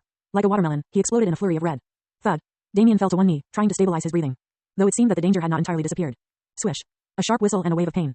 Blood erupts as Damien's upper chest goes hollow as a thin and sharp rapier blade cuts right through his sternum. The dripping of the red liquid created quite the melody as the boy was swarmed with intense pain. You left your back open, kid. Damien tilted his head to see a green-haired man standing behind him, Pabulum, the ship's strategist. He had been hiding under 2 corpses, even using his own captain as bait. Better I get all the cash for that fish, Papa. You did me a solid. Damien's pained eyes suddenly flash as his hands shoot out and grab the rapier. A moment passed as a familiar scene went down, followed by the sound of pixelation. Asterisk foo. Pabulum retreated as he saw his weapon explode into tiny bits while seemingly shocked. You, fool, you want to bleed to death that fast? I pierced your lung with that one. Pabulum smiled and vanishes as he sees his young adversary stand up. Damien's clothes had mostly been ripped and the bloody hole was visible. The flesh around it seemed to squirm as swishes of blood were heard, and yet the hemorrhaging began to stop. The wound, at least from the outside, was sealed. Damien let out a deep sigh as he wiped the blood off his now closed chest. That hurt. Pabulum gulped as he fell to the ground, tripping over his fallen companion with a thud. A shadow cast over his body as he saw the menacing red in the young boy's eyes. Pabulum instinctively knew that he could only rely on one method to get out of this alive: scare away the threat. Listen kid, you don't know who you're messing with, he said. We're just doing the bidding of one of the 5 families of the West. Pabulum saw Damien pause and continued in a hurried tone. If you let me go, I can get them their goods and say the others died from the storm, a win-win, and no. Damien recalled some info from his past life. The 5 families of the West were 5 enormous mafias that controlled underworld operations in the West Blue. Luke Beeg headed one of such families before becoming a supernova. Pabulum then saw Damien reach out and grab him by the throat. So am I right to assume they were the ones who gave you the intel for this island and paid the Marines off? Pabulum regained some courage and nodded. That's right. The Gambino family did this. I just followed orders. It's best if you let me go and nothing will change. Damien squinted his gaze upon the man. Don't worry, they'll get what's coming for them. His hand then swirled with the crushing red energy as it enveloped the strategist's body. They will join you soon. Splatter. The raided ship was practically painted red after Damien had finally completed his goal. Thud. Damien then fell to the ground, laying out in a T-shape as his body recovered. His insides were still damaged and would take a few hours to fully heal. As for his stamina, it too was practically empty. Sure enough, Damien's gamble had panned out in his favor. 30 minutes later, Damien slowly got back up, his bones giving slight cracking noises as the joints were moved after a while. He had enough energy to move around, but he needed food. Before that, there was one thing to check. Creak. Damien walked into the captain's quarters and looked around for some goodies. And lo and behold, some interesting things were there. First, he saw 2 bounty posters smacked on the walls of the cabin. I guess it fills one's pride to see their infamous poster. How conceited. Though I'd probably do the same, Damien said as he glanced at the pages. Wanted. Less than Pabulum greater than. Less than Green Fox greater than. Less than B12,900,000 greater than. Less than Dead or Alive greater than. Wanted. Less than Ignis greater than. Less than Blazing Axe greater than. Less than B39 million greater than. Less than Dead or Alive greater than. Damien also found a chest filled with banknotes. A directory noting the exact amount, 14.4 million berries. There were some cheap compasses and maps laid on the desk alongside some empty sake cups littered on the floor. The room reeked of sweat and alcohol. Damien then reached for the drawer and found a thick red book, as thick as a telephone directory from his previous world. Thunk. He plopped it on the desk and read the bolded title. Devil Fruit Encyclopedia. Image, in Discord. Damien nodded at the contents and flipped his way through it. There were 3 main sections, Paramecia, Zone and Logia. Though Damien did see that some familiar devil fruits could not be found, such as the dark fruit. Interesting. Oh ho, look at this, he murmured as he went to the Paramecia section. The subheadings were bolded. Internal type, external type, secretion type, release type, support type, special type, and disaster type. Each fruit was associated with a picture of the fruit itself. Damien looked over some interesting fruit powers. Special PARAMECIA type. Mochi fruit. Allows the user to create, control, and transform into mochi, making them a mochi human. Ope fruit. The user can create a spherical space in which the user has complete control over the placement and orientation of the objects inside, making them a free modification human. Soul fruit. The user can freely interact with and manipulate human souls, making them a soul manipulating human. Balance fruit. The user can freely switch anything of equal value. This can be a physical, psychological, spiritual or cosmic exchange, making them a mad Tita cough and all-conserving human. Damien then turned to another section. Disaster type PARAMECIA. Tornado fruit. The user can summon tornadoes of varying intensity, making them a tornado human. Gravity fruit. The user can create and manipulate gravitational forces, making them a gravity human. Tremor fruit. The user can create vibrations or quakes to cause enormous damage, making them a tremor human. Pulverize fruit. Gives the user the ability to crush anything into pieces, making them a pulverizing human. Weather fruit. User gains complete control over the weather, making them a weather human. Clank fruit. Allows the user to create things by combining inanimate objects at will, making them an assimilation human. How familiar, Damien muttered as he saw the black and red fruit in the image. Damien spent the next 15 minutes just going over certain fruits, admiring the crazy and weird devil fruit powers that existed, on record that is. Naturally, certain fruits with more special characteristics were kept hidden or unknown. His eyes then drifted to a newspaper wrapped up with a string. He unfurled the paper as he smelled the nostalgic aroma of ink. What the hell, he uttered. And it wasn't wrong to do so, after all, the date wasn't what Damien was expecting. He then heard a familiar voice in his mind. Damien, I have completed my update and am ready to assist you henceforth. How could this be? This makes no sense. It was the first time Damien heard panic in Sybil's voice. Damien, you were early. Way too early. He blinked as he read the date once more. The paper was recent, dated February 21st, 1474. Roger reigned over the seas well after the 1490s and became the king of the pirates by 1499. This wasn't Luffy's era, nor was it Roger's era. It was Rock's era. To be continued. Author's Corner. Images. https://discord.gg/edishboob6q. Chapter 6. 6 Times of Turmoil. Published by Ranobes. One Piece. Path to Power. 2,190 words. Rock's D's epic. That was the name of the taboo existence that struck fear into the masses before Roger. And yet, he was eventually forgotten, or more specifically, erased. The world government made it their mission to wipe out any remnants of the name, alongside the terrifying Rock's pirates that once roamed the seas under this man. Edward Newgate, Charlotte Linlin, Kaido, Shiki, Captain John, Silver Axe, Wang Ji. 3 of the future 4 emperors. A man who was known to equal Whitebeard and Roger in his heyday. A man whose treasure was sought after by many far past his death. The final 2 men were supposedly known for their strength, enough for their names held high. All these fearsome pirates were once under the captaincy of Rock's D's epic. It came down to the unpredictable alliance between Roger and Garp to take him down. A.N. Wang Ji is also called a Choco. It is the Japanese version of the name, but I prefer keeping the original. Damien took a deep breath as he recalled these thoughts from his previous life, information shared by Sengoku. It was a time of untold turmoil, a time which was 1,000 times more chaotic than the one the protagonist of the series, Luffy, was born. An odd grin grew on Damien's face. If this was before, I would probably be quite unsettled, but now, it may just give me the best time to achieve the strength I desire, he exclaimed with determination. However, there was a problem. Damien was weak. Ridiculously weak. Rock's pirates? He is barely strong enough to take down a drunken pirate worth 39 million berries. That was quite literally loose change before the monsters under Rocks. Damien clenched his hand into a tense fist, feeling his weakness. No matter what, I will never let my future be controlled by others ever again, even if it comes at the cost of my life. His thoughts then went elsewhere. Sybil, what did you mean by me being too early? He asked. There was a slight pause. I don't know much as the truth was locked away from me as well. However, I was programmed to remember that you were to arrive at a much later time, around 45 years from now. Simple arithmetic would lead to the year 1519. Awfully close to when Luffy set out. Why did I feel like this wasn't a coincidence? Damien thought. He shook his head. Now that he was here in such an era, he had no intention of fulfilling the grand mission set for him by someone centuries ago. Tell me about what you left off with days ago about the original host items, Damien said. Yes, they are there to assist you. I'll list them out. 1. Counts regal attire, an attire that grows with its user and can be reformed after combat. 2. Free X fruit ability transfer token, allows you to take a fruit ability and translate it into an auxiliary power, can only be support type, I. G. Hard skin from a defensive zone, cell change to rubber from gum, fruit, etc. 3. Locked skills, underwater breathing and underwater maneuverability. 4. 1X map of surroundings can showcase nearby terrain. 5. 1X universal pose, can be used as a log pose, or eternal pose for an indefinite amount of uses. Eternal requires previously being on the island in question. 6. Seastone pendant, can grant seastone immunity as it's worn over a duration of time. 7. Skill, evolvable anatomy, allows the user's physique to evolve as overall strength increases. Damien took a deep breath as he went through each of the items. His eyes were first attached to the second one. Sybil, tell me more about the transfer tokens, he asked. Sybil replied in her usual polite tone. These were actually from the original host's beginner gift box. He was given 7 of them and only ended up using 4, ultimately leaving the remaining 3 for you. She continued, it essentially allows you to transfer a fruit ability to yourself. This ability is absorbed as a skill to be used whenever. Damien thought of Blackbeard's multi-fruit capabilities but then felt that seemed too good to be true. However, you cannot take just any fruit. Only auxiliary abilities can be transferred from a fruit. In other words, these can only support you in your endeavors and not be used in battle to cause harm to others. Damien sighed in agreement. Though he can't use them to carry multiple fruits, he may be able to get some useful bodily property to enhance his combat output. A.N. I'm not a fan of multi-fruit as they usually bland out the story. Damien will however find innovative ways to use other types of attacks, so don't take it too literally. What's with the locked skills? He then asked. He was referring to underwater breathing and underwater maneuverability. These are abilities created by the original host. They allow you to go around the curse of the sea. Much like how a fruit using Fishman can breathe underwater but not move around. If you pair these 2 concepts, you can achieve a remedy for said curse. Damien nodded as he recalled Jack from the anime, being able to breathe while immobile under the sea. Sybil elaborated, you can unlock the 2 when you reach certain levels of strength. Damien rolled his eyes, might as well just give them to me. It's to test your mettle, ensure you can grow without such things and not become reliant on them. Speaking of strength levels, I need your permission to go through your memory. With that, I can generate a flowchart of strength leveling that you can understand. Damien thought for a second and eventually relented. Go ahead. He didn't have any major secret to hide from his mundane life back on Earth. 1 second. Damien played around with the universal pose, which looked like any log pose from One Piece as Sybil did her thing. This attire is pretty sweet, not gonna lie, the boy muttered as he laid out the Count's regal attire. It was a nice, dark-themed attire. It didn't stand out from afar but still looked very pleasing to the eye. It had a sense of mystery due to the enchantments. Allegedly it can grow alongside Damien and even repair itself over time. It was certainly solid enough to stop your average bullet. The map of surroundings, universal pose, and ability tokens were stored in the inventory as Damien brought out a small pendant. It was a simple locket with a palm-sized black-colored stone hanging from it. Just touching it caused Damien to feel a stinging and numbing sensation. He put it around his neck and lay back down, trying to get used to the feeling. Sybil then returned. Okay Damien, I translated out a series of levels of strength. I found some rather questionable web novels you read had similar ideas, so it should seem simple enough to understand. Paradise Pirate, level 1 to 5. New World Pirate Yonko Crew Pirate Pseudo Yonko Commander, tiers, bottom, middle, top. Pseudo Yonko, tier, bottom, middle, top, beyond Yonko. Sybil continued, also, Damien, I noticed in your memory that you spent quite a lot of time playing games. I was able to manifest a statistics interface that emulated these details. You mean like a stats panel? Show me what you mean. Damien then saw a blue screen pop up in his mind with details. I not D Damien. Age, 8 years, 20 days. Height, 5 feet, 1.52 meters. Status, tired, hungry, weakened. Devil fruit, pulverize fruit, initial mastery. Fruit rating, 6.5 stars. Seastone resistance, 0.08%. Skills, enhanced recovery, enhanced vitality, evolvable anatomy, natural conscience, will of D. Strength, Paradise Pirate, level 3. Glossing over the stats, Damien nodded at the devil fruit info. Supposedly, a devil fruit's mastery went from initial, intermediate, advanced and finally to grand mastery, aka, awakening. A.N. Considering Luffy's progress, you can say his gear 2 and 3 were intermediate mastery, gear 4 was advanced mastery, and his awakening would be grand mastery. He also saw the seastone resistance. Just by wearing it now he had already developed some immunity to the metal. His eyebrows then furrowed at the skills list. Sybil, these skills. She replied sharply, yes. It seems you are more of an anomaly than I thought, Damien. From what I can tell, you somehow inherited enhanced recovery, enhanced vitality, and natural conscience. A display then appeared in Damien's head. Enhanced recovery increases bodily recovery to superhuman levels. Enhanced vitality increases bodily endurance to superhuman levels. Natural conscience allows the user to hear nature. Nature will also protect the user. Inherited? Damien muttered as the figure of a white-haired woman came to mind. She continued, I can conclude from your memory that your mother's devil fruit power is all linked to the aforementioned abilities. As you were born at the same time as she ate the devil fruit power, you seem to have siphoned a part of the fruit ability into your own body, hence being born as healthy as you were.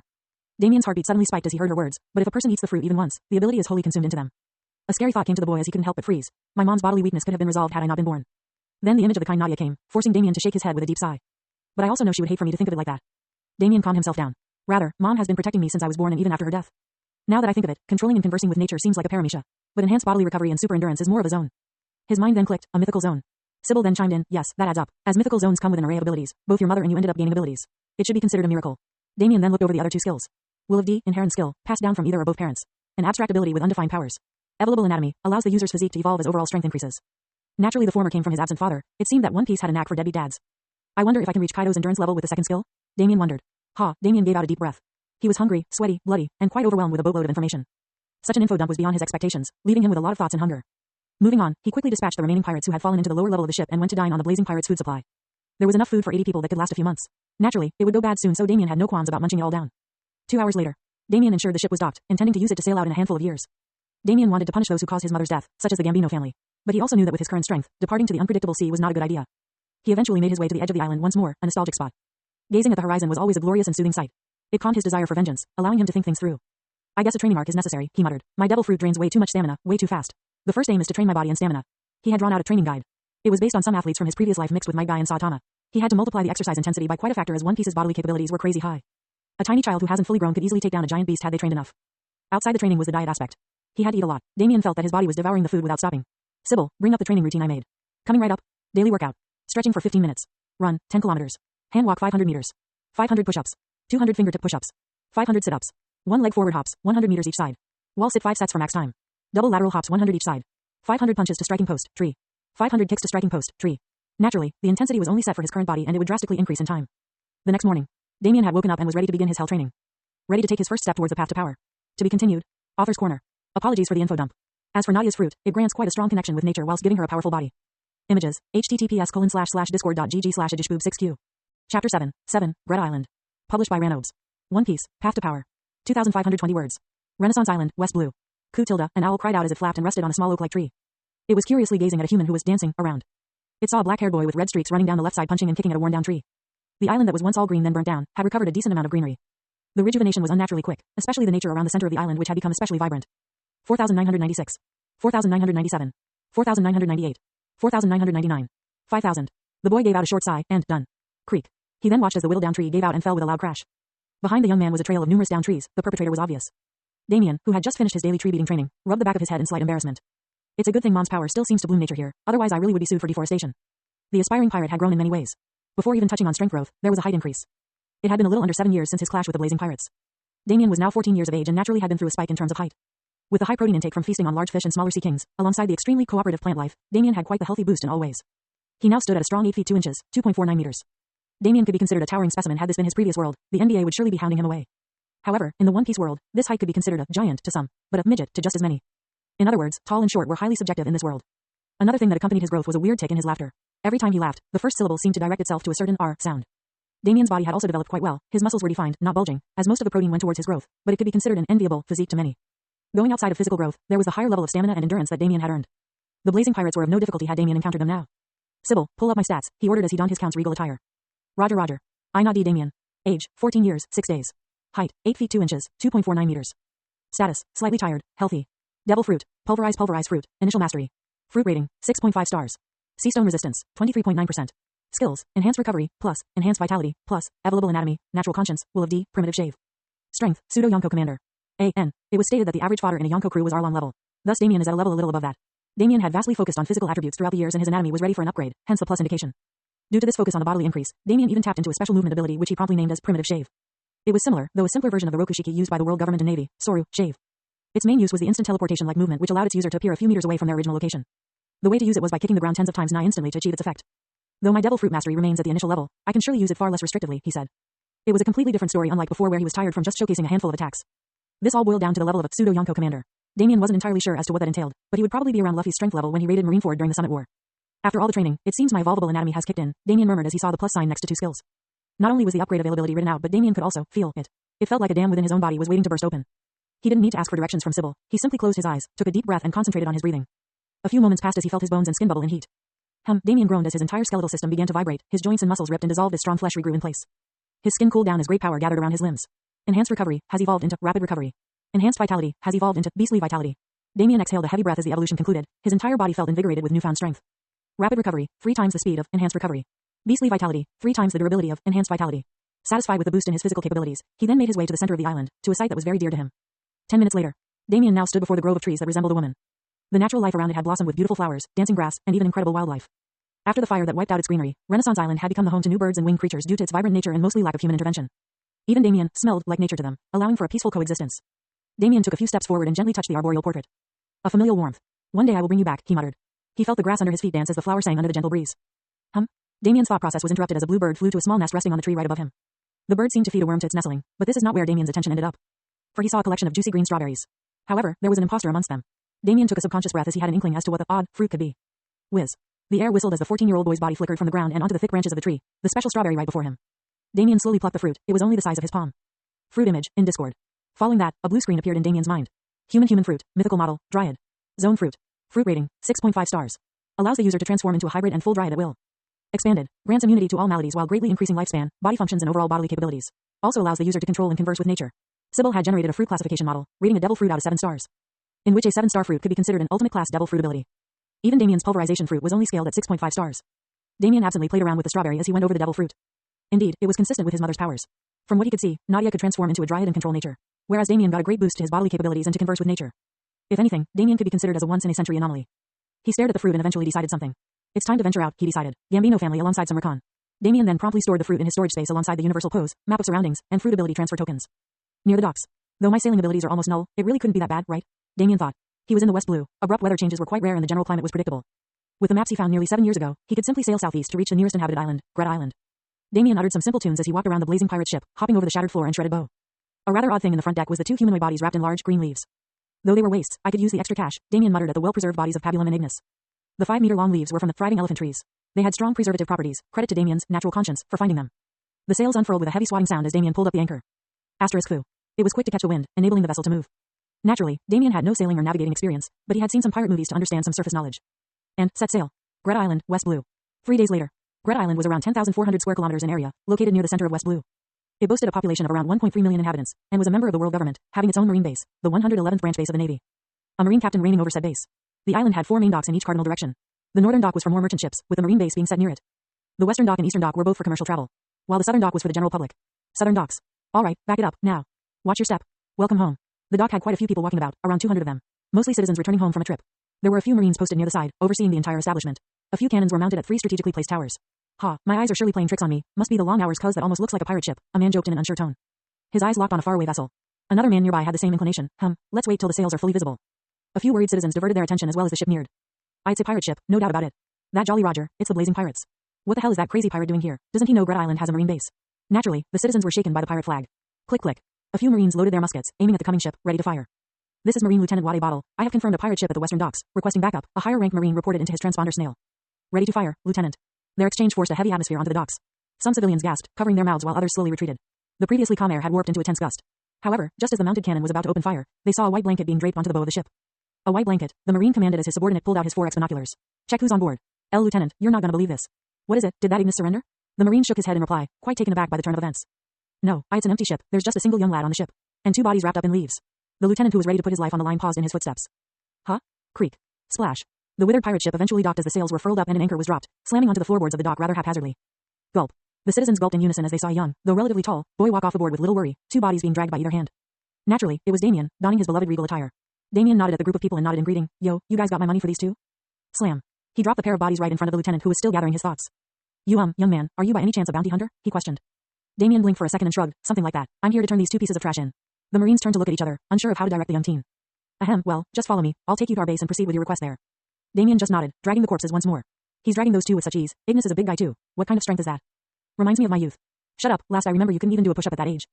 111th branch base. 15 minutes later. Let me get this right. You took down the entire Blazing Pirates crew and want to turn in Blazing Axe, Ignis, and Green Fox, Pabulum? The Marine asked Damien. They were inside the Marine base. It was a rather large lobby with a series of counters lining up people for proceedings. Bright tube lights placed along the ceiling to brighten up the room. At this time, everyone's attention was on the strong 8-footer teenager who was effortlessly holding up two grown men by their cold, dead heads. That's right, and can you hurry up? Damien replied. The Marine slowly nodded. Oh, of course. I will ask my superior to process you as I cannot give out so much cash. Damien shrugged as he threw the two pirates onto the red draped carpets. Here's some tea, a worker in his 30s offered to Damien. The young teen sat on the comfortable sofa, enjoying some tea, looking out the glass windows and toward the green forests. Hey, who's coming to process me, by the way? Damien asked the worker. He promptly replied, it should be the Captain Marine here. Damien's eyes then sharpened as he gazed at the man before him. A few seconds later, he asked in a slow yet powerful voice, this Marine captain. Was he here 7 years ago too? The worker gulped heavily as his back felt cold under Damien's sharp eyes, though answering his question nonetheless. And no, the previous Marine captain died under the siege of the Gambino Mafia family a few years ago, sir. Damien's eyebrow suddenly twitched. The man who was paid off by the Blazing Pirates to effortlessly sail through their jurisdiction and toward Damien's home island died in the hands of the Mafia. Rahahaha, Damien unconsciously laughed, his hands covering his face. How ironic. A certain anger and reluctance bloomed in his heart from being unable to punish the man with his own hands. The maddened laughter left the worker greatly panicked as he scurried off post-haste. To be continued. Author's Corner. Images, https://discord.gg/ajishboob6q. Chapter 8, Knowledge is Power. Published by Ranobes. One Piece, Path to Power. 2,350 words. Damien shook his head with a sigh, though a shadow suddenly was cast upon him. I am Captain Raiden presiding over this Marine branch. Are you the one who came to turn in the Blazing Pirates' bounties? Damien gazed to the side and saw the 8-foot-tall man who had appeared. He wore a black t-shirt and gray trousers with a marine coat draped over his shoulder, decorated with golden cuffs. He had a buzzcut and a few scars on his face. Raiden image, in Discord. That's right, Damien simply nodded. The Marine squinted his eyes and slowly nodded. He didn't seem to believe that Damien had taken down the two pirates, but it didn't matter as long as the scum were dead. Since Damien brought them in, he was within his rights to cash in the bounty. But there was a little problem. Young man, I have a little advice I suggest you follow, Raiden said with his deep voice. He then gestured his hands to the Marines nearby as they immediately left the main lobby, leaving the two alone. Damien narrowed his eyes and hummed as if telling the Marine to elaborate. Those two are aligned under the Gambino Mafia family, Raiden informed with a hint of worry. If you cash in their bounty, the scum of the Mafia will be alerted right away and they will come to hunt you down. Damien slowly nodded, appreciating the man's concern. He beamed a smile, thank you for the warning, but I still want to cash it in. Raiden closed his eyes with a slight sigh, very well, then what do you think of being a Marine? With this, I can protect you from their claws. Damien eyed the rather kind Marine and stood up in recognition of it. I appreciate your words, Captain Raiden. But being a Marine is not for me. Raiden eyed the young man who was a little taller than him and gave a dull sigh once more. I see, well, think it through, you're still young. Don't think of yourself as immortal. The Marine took one last look at the corpses and said, I'll have some men ready to cash immediately. Damien nodded with a slight smile. A little while later. Slam. A large chest was soon placed before Damien by the hard work of two Marines. Green Fox, Pabulum 12.9 million berries. Blazing Axe, Ignis 39 million berries. For a total bounty of 51.9 million berries, including an 8% income tax, that comes down to a grand total of 47.748 million berries. Damien blinked. Hey, what with the income tax, you might as well put up a Jolly Roger and say you're robbing me, he complained. The Marine scratched his head, sorry, lad, but all legal income under the world government is taxed, including bounties. Any hints of tax evasion or fraud will get you hunted down by the relentless Revenue and Taxation Bureau. The soldier shook his head in dismay. Those guys are like bloodhounds, worse than any pirate out there if you ask me. Damien's lips twitched, seems like bloodthirsty governments are a universal thing.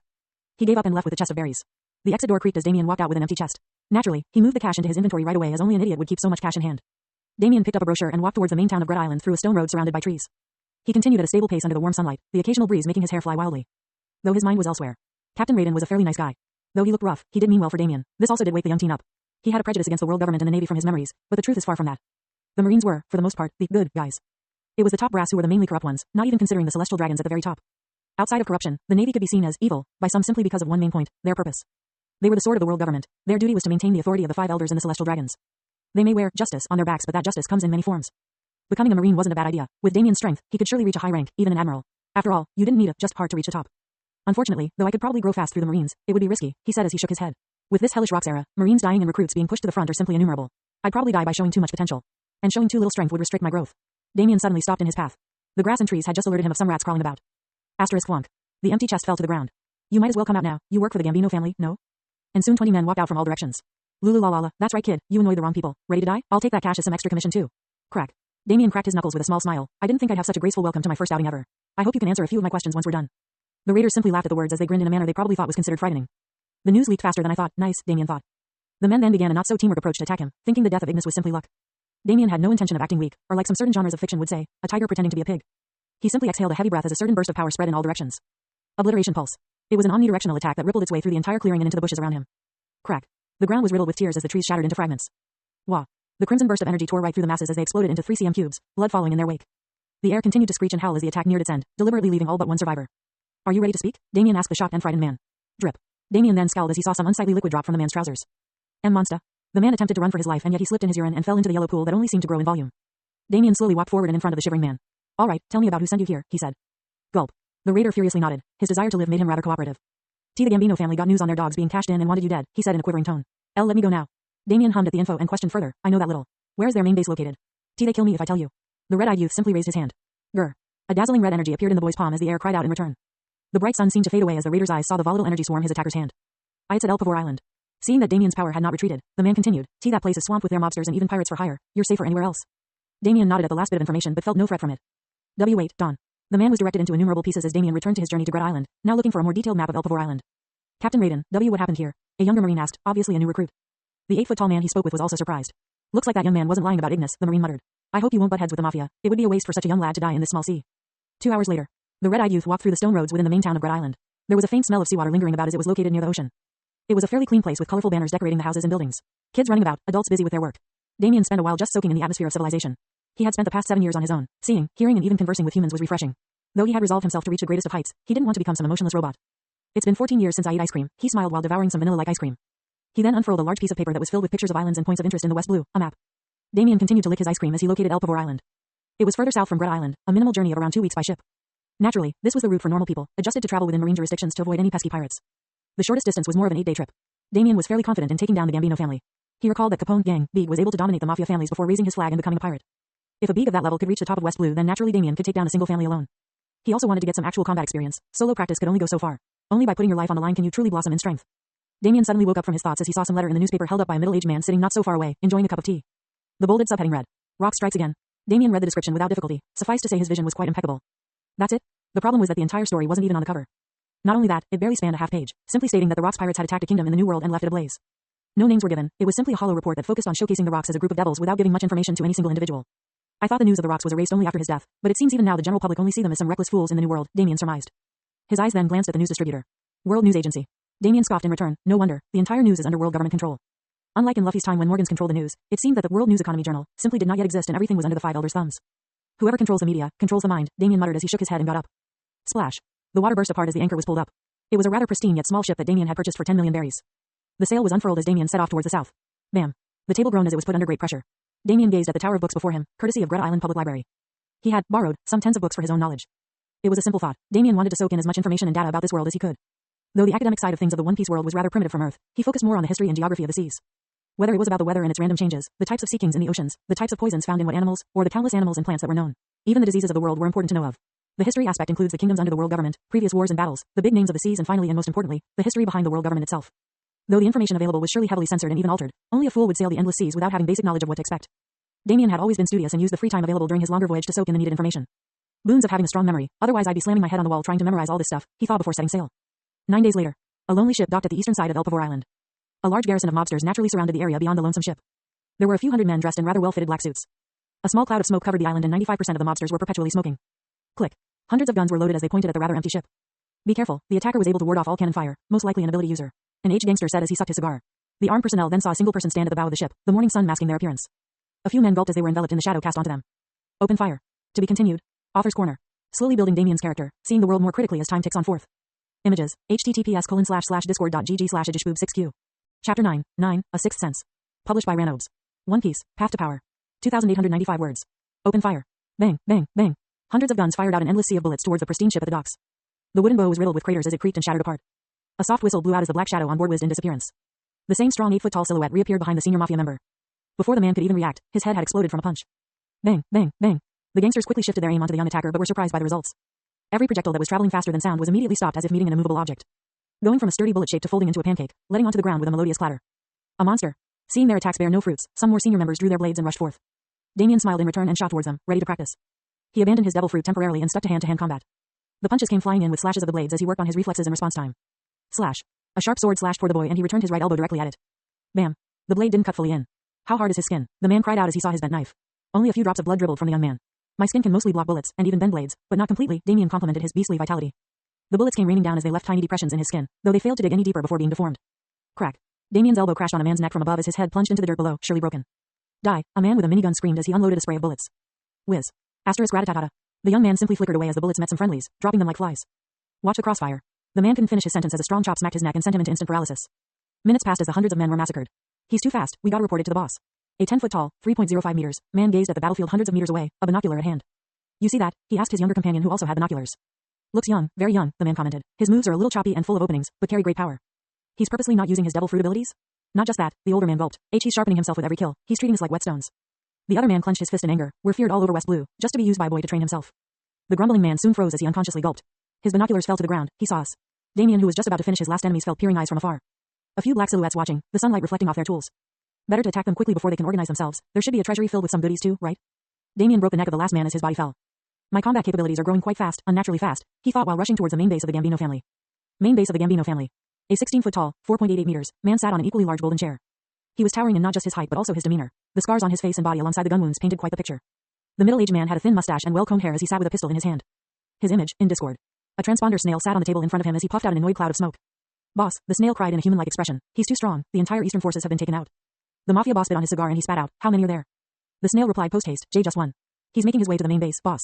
The man hung up the snail as he grumbled in anger. His name was Gambino Delago, the head of the Gambino mafia family. Delago waved at his butler and ordered, round up all our men to hold down this threat, I want him dead. The old man nodded. Show him the might of the Gambino family. Raise him to the ground. For the boss. Thousands of men in tight-fitted suits stood with their guns and weapons ready. Even some cannons and RPGs were set to aim in the direction of the attacker. The wall that surrounded the entire base was made with 5 feet thick concrete, mounted with watchtowers and snipers. We have the target in sight, a sniper said as he peered into his scope, lining the crosshairs to the invader. Take him down. Bang. The bolt-action rifle recoiled, shooting the bullet at great speeds. Boom. The ground exploded and a small crater was left behind, though the attacker was nowhere to be seen. I missed. The sniper then heard a calm voice resound in the area. Utter ruin. A huge current of crimson energy exploded from under the sniper as the thick walls were obliterated to their simplest form, dust and debris. Cuboid pebbles rained over the entire base as the men standing by were engulfed by the cloud of dust. Asterisk Vivush. Suddenly a black shadow whizzed through the dust and into the horde of men. Explosions went off. Trigger-happy gangsters unloaded their firearms haphazardly as their numbers steeply declined. Damien continued his hand-to-hand combat as he broke bones, limbs, and necks, thinning the crowd. Shots went off and yet Damien was able to dodge them instinctively. Fire the cannons. A booming voice spread out of the snail in the main watchtower. But boss, the chief executive cried out miserably, it'll hit our own men. Fire the damn cannons. Boom. The heavy barrel of the iron cannon exhaled a cloud of smoke as the cannonballs rained down on the panicked crowd. Boom, boom, boom. The explosions roared continuously as the cannons opened fire without pause, finally reaching a slow silence. Did we get him? A man uttered from the walls on the other side as his hands shook in fear. Above. A black shadow flickered into the sky as the red eyes seemed to shine through the dust cloud, staring into the man's soul. Obliteration pulse. A huge burst of crimson energy followed by an omnidirectional attack ensued as it engulfed the entirety of the plaza. It kept spanning, from meters to tens of meters, reaching 100 meters. A huge crater appeared, left with sharp cuts and scars on the earth within it. Blood dyed the ground a fresh red as the walls crumbled to dust, destroying nearly 80% of the entire Gambino family defense force. Damien nodded at the impact while breathing a heavy breath and continued into the mafia compound. He roamed through the well-lit halls and a trail of goons followed in his wake. Crash. The thick iron doors exploded as Damien made his way into the boss's chambers. He saw expensive lights that lit up the regal decorations and animal heads mounted on the walls of rare species. It was quite the room filled with golden delights. Damien looked ahead and saw the man in the large chair, devouring 2 cigarettes together. He was surrounded by tens of bodyguards in black suits, and dark sunglasses equipped like the Secret Service. Guns were drawn as usual. Just a kid doing this much damage, Delago said in an annoyed tone. What will the other 4 think of me when they hear about this? He then gazed at the regal attire Damien was wearing. Why don't you work under me, kid? He offered with a thin smirk. I'll give you money, women, whatever, what did you say? Damien hummed at the offer with a smile while he thought in his mind, Sybil, pull up his stats. Gambino Delago. Age, 52 years, 5 months. Height, 16 feet, 4.88 meters. Status, healthy, enraged. Strength, unknown. Devil fruit, unknown.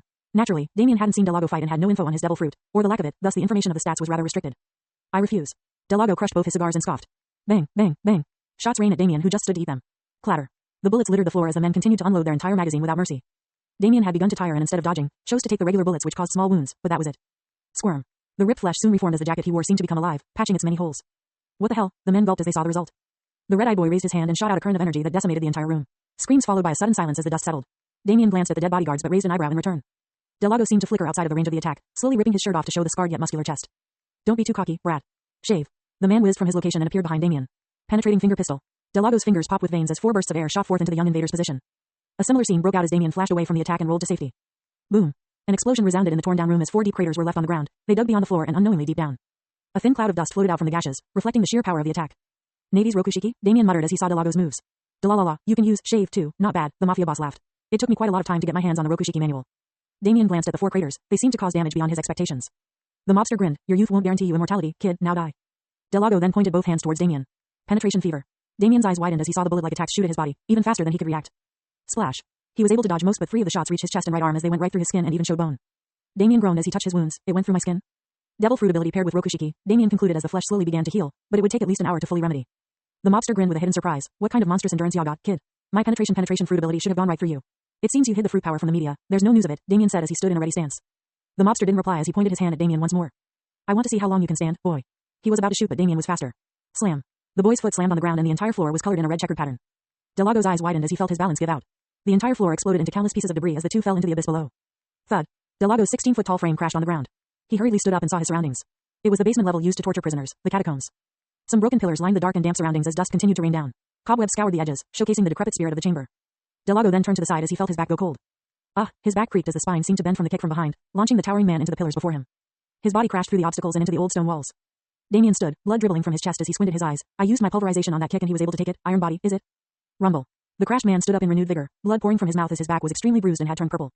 Damn it, he roared out as his body ached. He then responded with an attack of his own, picking up an assault rifle that was on the ground. Unholy penetration barrage. The rifle shot out bullets far faster than they should have been fired at, surrounded by a bubble of white energy as they blasted their way toward Damien. The bullets continued to rain down as Damien jumped to cover behind a large heap of broken pillars. Each projectile left 5-inch wide craters, digging equally deeper. The voluminous amounts of dust showed the depth of the attacks, enough to strike fear in the normal man. My range needs work, Damien thought as he felt the pillars behind him explode from the flurry of attacks. His stamina began to bottom as he felt the thrill of death. A smile broke out on the young invader's face as he felt a few fruit-enhanced bullets making it through and nailing him in the back. This feeling. Damien closed his eyes as his mind felt a new sense. He ignored the pulsating pain from the increasing amounts of wounds across his back, opting to focus on the blooming sense. The sounds of Delago's attacks faded out as Damien's attention spanned all over the nearby area. Pitter-patter. A few drops of water fell to the ground near the corner of the basement from a leaky pipe. Flutter. A few panicked flies swarmed about from the onslaught of the constant explosions. Squeak. Rats hiding in the corners of the room, trying to stay in the cold and wet edges, away from Delago. Asterisk lub dub. Damien even heard the beating hearts of some lucky mafia members as they scurried away from the main base. Huff.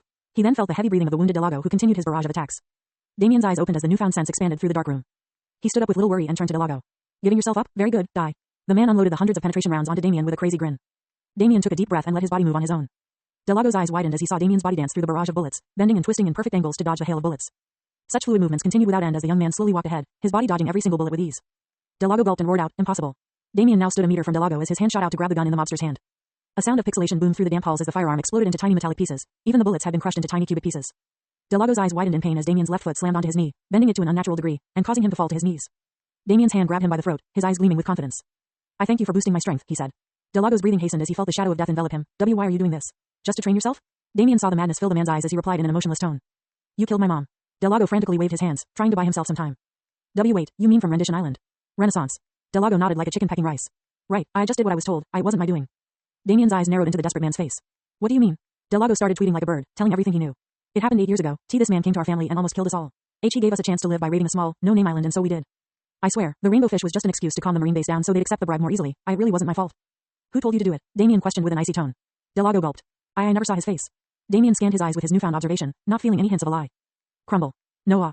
The red energy shot out from the young man's palm and into the mafia boss's body and entire system. His nerves were overloaded as his eyes popped out of their sockets from the impact.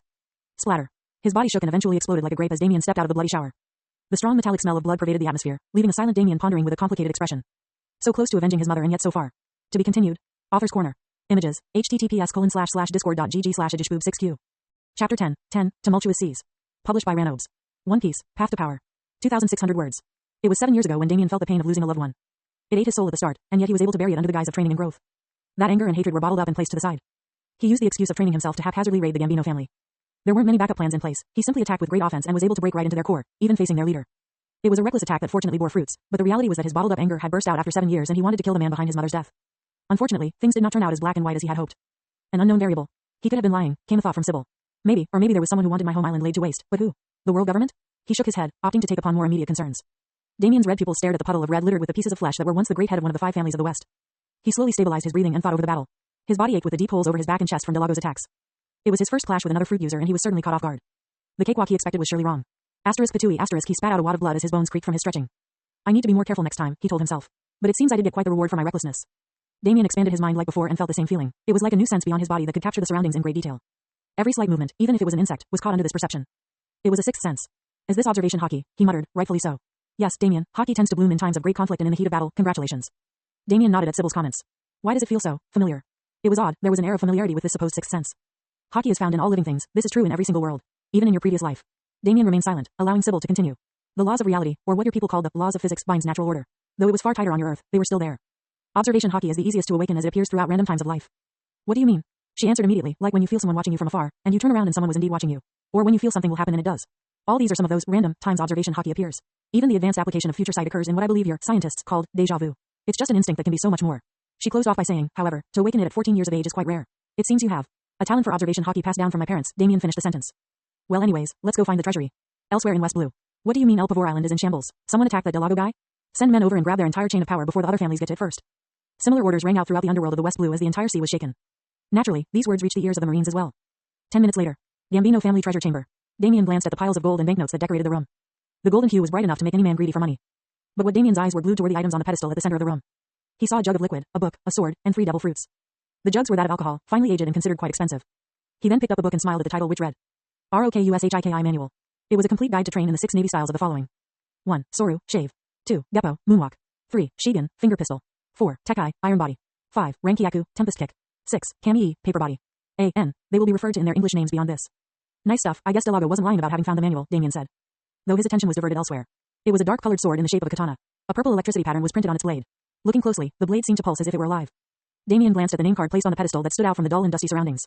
One of the 21 grade swords, Kiron. The blade graced the world with its majesty with a swish of the air. A beautiful blade, but unfortunately I have no affinity for swords, he muttered as he sheathed the blade. Damien was not averse to getting a weapon to further use his power, but he would need a heavier and larger weapon to properly use it with his devil fruit. Much like how Whitebeard used his glaive to concentrate his quake attacks. Such a thin blade focuses more on sharp and quick slashes than what Damien can use in tandem with his abilities. Plus, he was no swordsman. He then eyed the 3 rather blaring devil fruits at the heart of the treasury. Damien had allowed Sybil to intake the devil fruit encyclopedia to identify what she could. It didn't take long for 3 fruit details to pop up in his mind. The first 2 were Paramecia devil fruits. Kilo fruit allows the user to change their weight from 1 to 10,000 kilograms without, in any way, affecting the overall size of their bodies, making them a mass-manipulating human. Blue fruit allows the user to secrete blue from their pores, making them a blue human. But what made Damien's eyes sparkle was the next devil fruit. Ice fruit allows the user to create, control, and transform into ice at will, turning them into a freezing human. Gulp. Damien had to take a subconscious gulp as he picked up the blue devil fruit. It was a powerful Logia fruit, one of the absolute strongest Logia, at that. Future power of Admiral Aokiji, aka Kuzan. Why is it here? Last I recall from my hobby of digging at the lore, Kuzan was from the South Blue, Damien muttered. Perhaps a rather fruitful exchange of gold between the Mafia and other parties? Or recovered by young Kuzan. With the ability to effectively overrule the greatest weakness of devil fruit users, water, this fruit could be considered overpowered. Damien shook himself out of his lost state and thought for a second, Sybil, what would happen if I used the fruit ability transfer token on this? Sybil replied, as the token can only translate auxiliary powers, I'd say it would give you a Logia ice body, but that would be it. You will not get anything more. Damien gave a disappointed sigh. Though a Logia body would be great, it would lose most usage against anyone with decent armament hockey. Perhaps only auxiliary fruits by nature can be transferred completely, he just needed to find 3 that would fit that bill. Damien decisively stored all the treasures alongside the Rokushiki manual, Kiron, and the fruits in his inventory and whizzed to the top floor. They're coming. It was the sound of the grass that carried the thoughts of the trees by the edge of the island. Supposedly a large fleet of pirates and Mafia members were about to arrive. Damien didn't have much energy to fight them, also he naturally chose to retreat. 10 minutes later, Damien reached the edge of the island that was away from the raiding troops, credit to the nature that led him here. It was an abandoned dock with an old ship there for emergency evacuation. Naturally, Damien would borrow it indefinitely. He unfurled the sails and set out as the island was slowly crowded by thousands of Mafia agents. The once calm El Pavor Island turned into a hot potato in the hands of other top forces. There were people from the underground, pirates, undercover marines, reporters, you name it, they were there. The other 4 families had arrived as well. El Pavor Island would surely become a mosh pit of battle. The vacuum of power was not a peaceful void to fill. Marineford, Grand Line. Gambino family in ruins. A powerful voice boomed in a spacious office within the core of Marine supremacy. An admiral's office. Admiral, should we send men to settle the carnage? A rear admiral respectfully questioned. Never mind that, let those vultures fight it out. It doesn't concern us. The man in the full brown suit waved his hand. He then glanced at the picture of a young man that had been faxed to his office. This boy was responsible for it? Where'd he come from? The overpowering man questioned. The marine in front of him shook a little and responded. He turned in a bounty of around 50 million berries not too long ago. The name recorded by regulation was Inadi Damien. The admiral's eyes widened as his hand clenched into a fist. Release out a bounty immediately. The rear admiral was caught off guard as he asked, a bounty? Should we not try and recruit such a powerful young lad? All he did was kill some scum of the underworld. The admiral scoffed, banging his fist onto his desk. The D are an unruly people. There's no point, rather it's best to nip them in the bud. On an island in the Grand Line. Purru, purru, purru, purru. Purru, purru, purru, purru. A transponder snail transmitted a call under the darkness of the room. What is it? A growling voice boomed in question. The person who called simply puffed out a cloud of smoke while slowly reading a page of information. One of our arms suppliers was taken down. It was the Gambino family of West Blue. The person replied calmly, a woman. You didn't call me for such a little thing? The animalistic voice thundered out in impatience. The woman's face was hidden in the cover of the dark, but her soft smile was quite visible. A young man, no older than 15, she said. He alone took down the Gambino family within a few hours. The woman continued, that's not the main point, rather it's his name. She then glanced at the details listed on the sheet of paper in front of her. Inadi Damien. There was a pause in the conversation. Inadi, the voice on the other end seemed interested. Zahahaha, keep an eye on his movements, tell me when he resurfaces. When, not if, the woman curiously asked. Hey, a D can't help himself from challenging the world government's authority, it's in our blood, zahahaha. I'll do as you ask, Captain. Kacha, the snail went to sleep as the call ended. The woman breathed out a soft sigh as she wiped a bead of sweat off her young face. She was quite young and carried an air of sensuality. Another young monster. I feel as if you will be something special. Let's see how far you go, Tilda. Greta Island, West Blue. So you actually did it, young one, Captain Raiden muttered as he heard the report. But can you remain resolute in the path you have chosen? The 8-foot-tall marine sighed. He was greatly impressed, but also worried for the young man, now deemed a pirate. Once the frenzy of the El Pavor settles down, not just the marines, but the other mafia will also hunt Damien down. Such an unpredictable factor is disliked by all. If you can't control him, then kill him. 5 days later. West Blue. A tired-looking ship sailed past the clear ocean of the West Blue. It had the Gambino family symbol on it. Damien put down a book titled A Million Species Explored by Clover, Captain of the Clover Pirates. Naturally, the author's name was awfully familiar to him. And yet the reading was disrupted by a seagull with a newspaper. It was not the same ones from the future, but rather a bird Damien had personally asked to bring him news from nearby islands. The paper was unfolded fully as Damien saw the title. A storm of violence swamps the West Blue. The main story was about the fall of the infamous Gambino family of the 5 families. The main perpetrator of the incident was also highlighted in bolded font. Alongside a bounty paper. Wanted. Less than INA.operator D.operator Damien greater than. Less than B 100 million greater than. Less than dead or alive greater than. No epithet, should I feel disrespected? Damien muttered with a wry smile. Though he chose to shrug it off with a hint of narcissism, well, whatever, at least the picture captured some of my charm. Sabo the Archipelago, Paradise Sea of the Grand Line. A first bounty of 100 million on a 14-year-old? And from the West Blue at that. 5 kingdoms under the world government lost nearly 10,000 marines and civilians from the unrest caused by this monster. I say we toss him into impel down forever. Just last year there was another kid around this one's age who was given a bounty of 70 million. He's a monster who ransacked marine ships for food, and now there's this monster. The people were shocked. Some were fearful, some excited. It was a moment when the new world was already in chaos, and now the more peaceful seas outside of the Grand Line had begun to boil as well. No one knew what was to come, but it would surely lead to more innocents dying unwilling deaths. 6 days later. Renaissance Island, West Blue. A worn-down ship docked onto the uninhabited island. The plants and greenery seemed to dance in welcome as the gentle and nostalgic breeze waved by. Damien stepped on familiar soil, returning home after almost a month of travel. He walked through the welcoming woods while thinking about his next steps. Not time to sail out yet, I need armament hockey at the least, he concluded. Luffy ended up clashing with Smoker just weeks after he departed from Go Island and was saved by Dragon. Damien does not have that identity and no one to help him. There was no way he'd go off into a much more hellish era without having the tools to fight Logia opponents. I also need more stamina and strength. The Rokushiki would certainly help with my lack of mobility. Therefore, Damien had created a to-do list. 1. Comprehend the Rokushiki.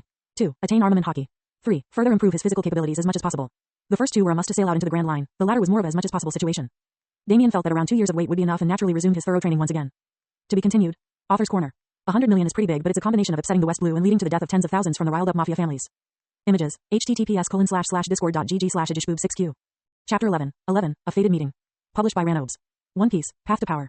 2,500 words. Boom. A loud explosion echoed through Renaissance Island as a giant sea king attacked the bay. Moonwalk. A black shadow jumped on what seemed to be air as it reached 50 meters in height. The shadow resembled a young man as he shot forward from the sky and toward the sea king. His fist was coiled back, ready to shoot forth. Oddly enough, the fist was soon wrapped with a dull sheet of black armor. The youth's fist went on and slammed onto the sea king's dome. Bam. A quick shockwave erupted as a fist dug into the skull of the beast. Roar. It roared in pain and fury, its eyes dimmed as blood splashed from its cracked open skull. The young man landed on the ground with a thud, his black fist returning to normal. A few large chunks of flesh were about to rain on the red-eyed youth as he instead aimed out his right index finger. Flying finger pistol barrage. Zip FWIP *zip. An onslaught of air pockets shot out from the tip of the finger as they were nailed into the raining meat, causing it to explode in the sky.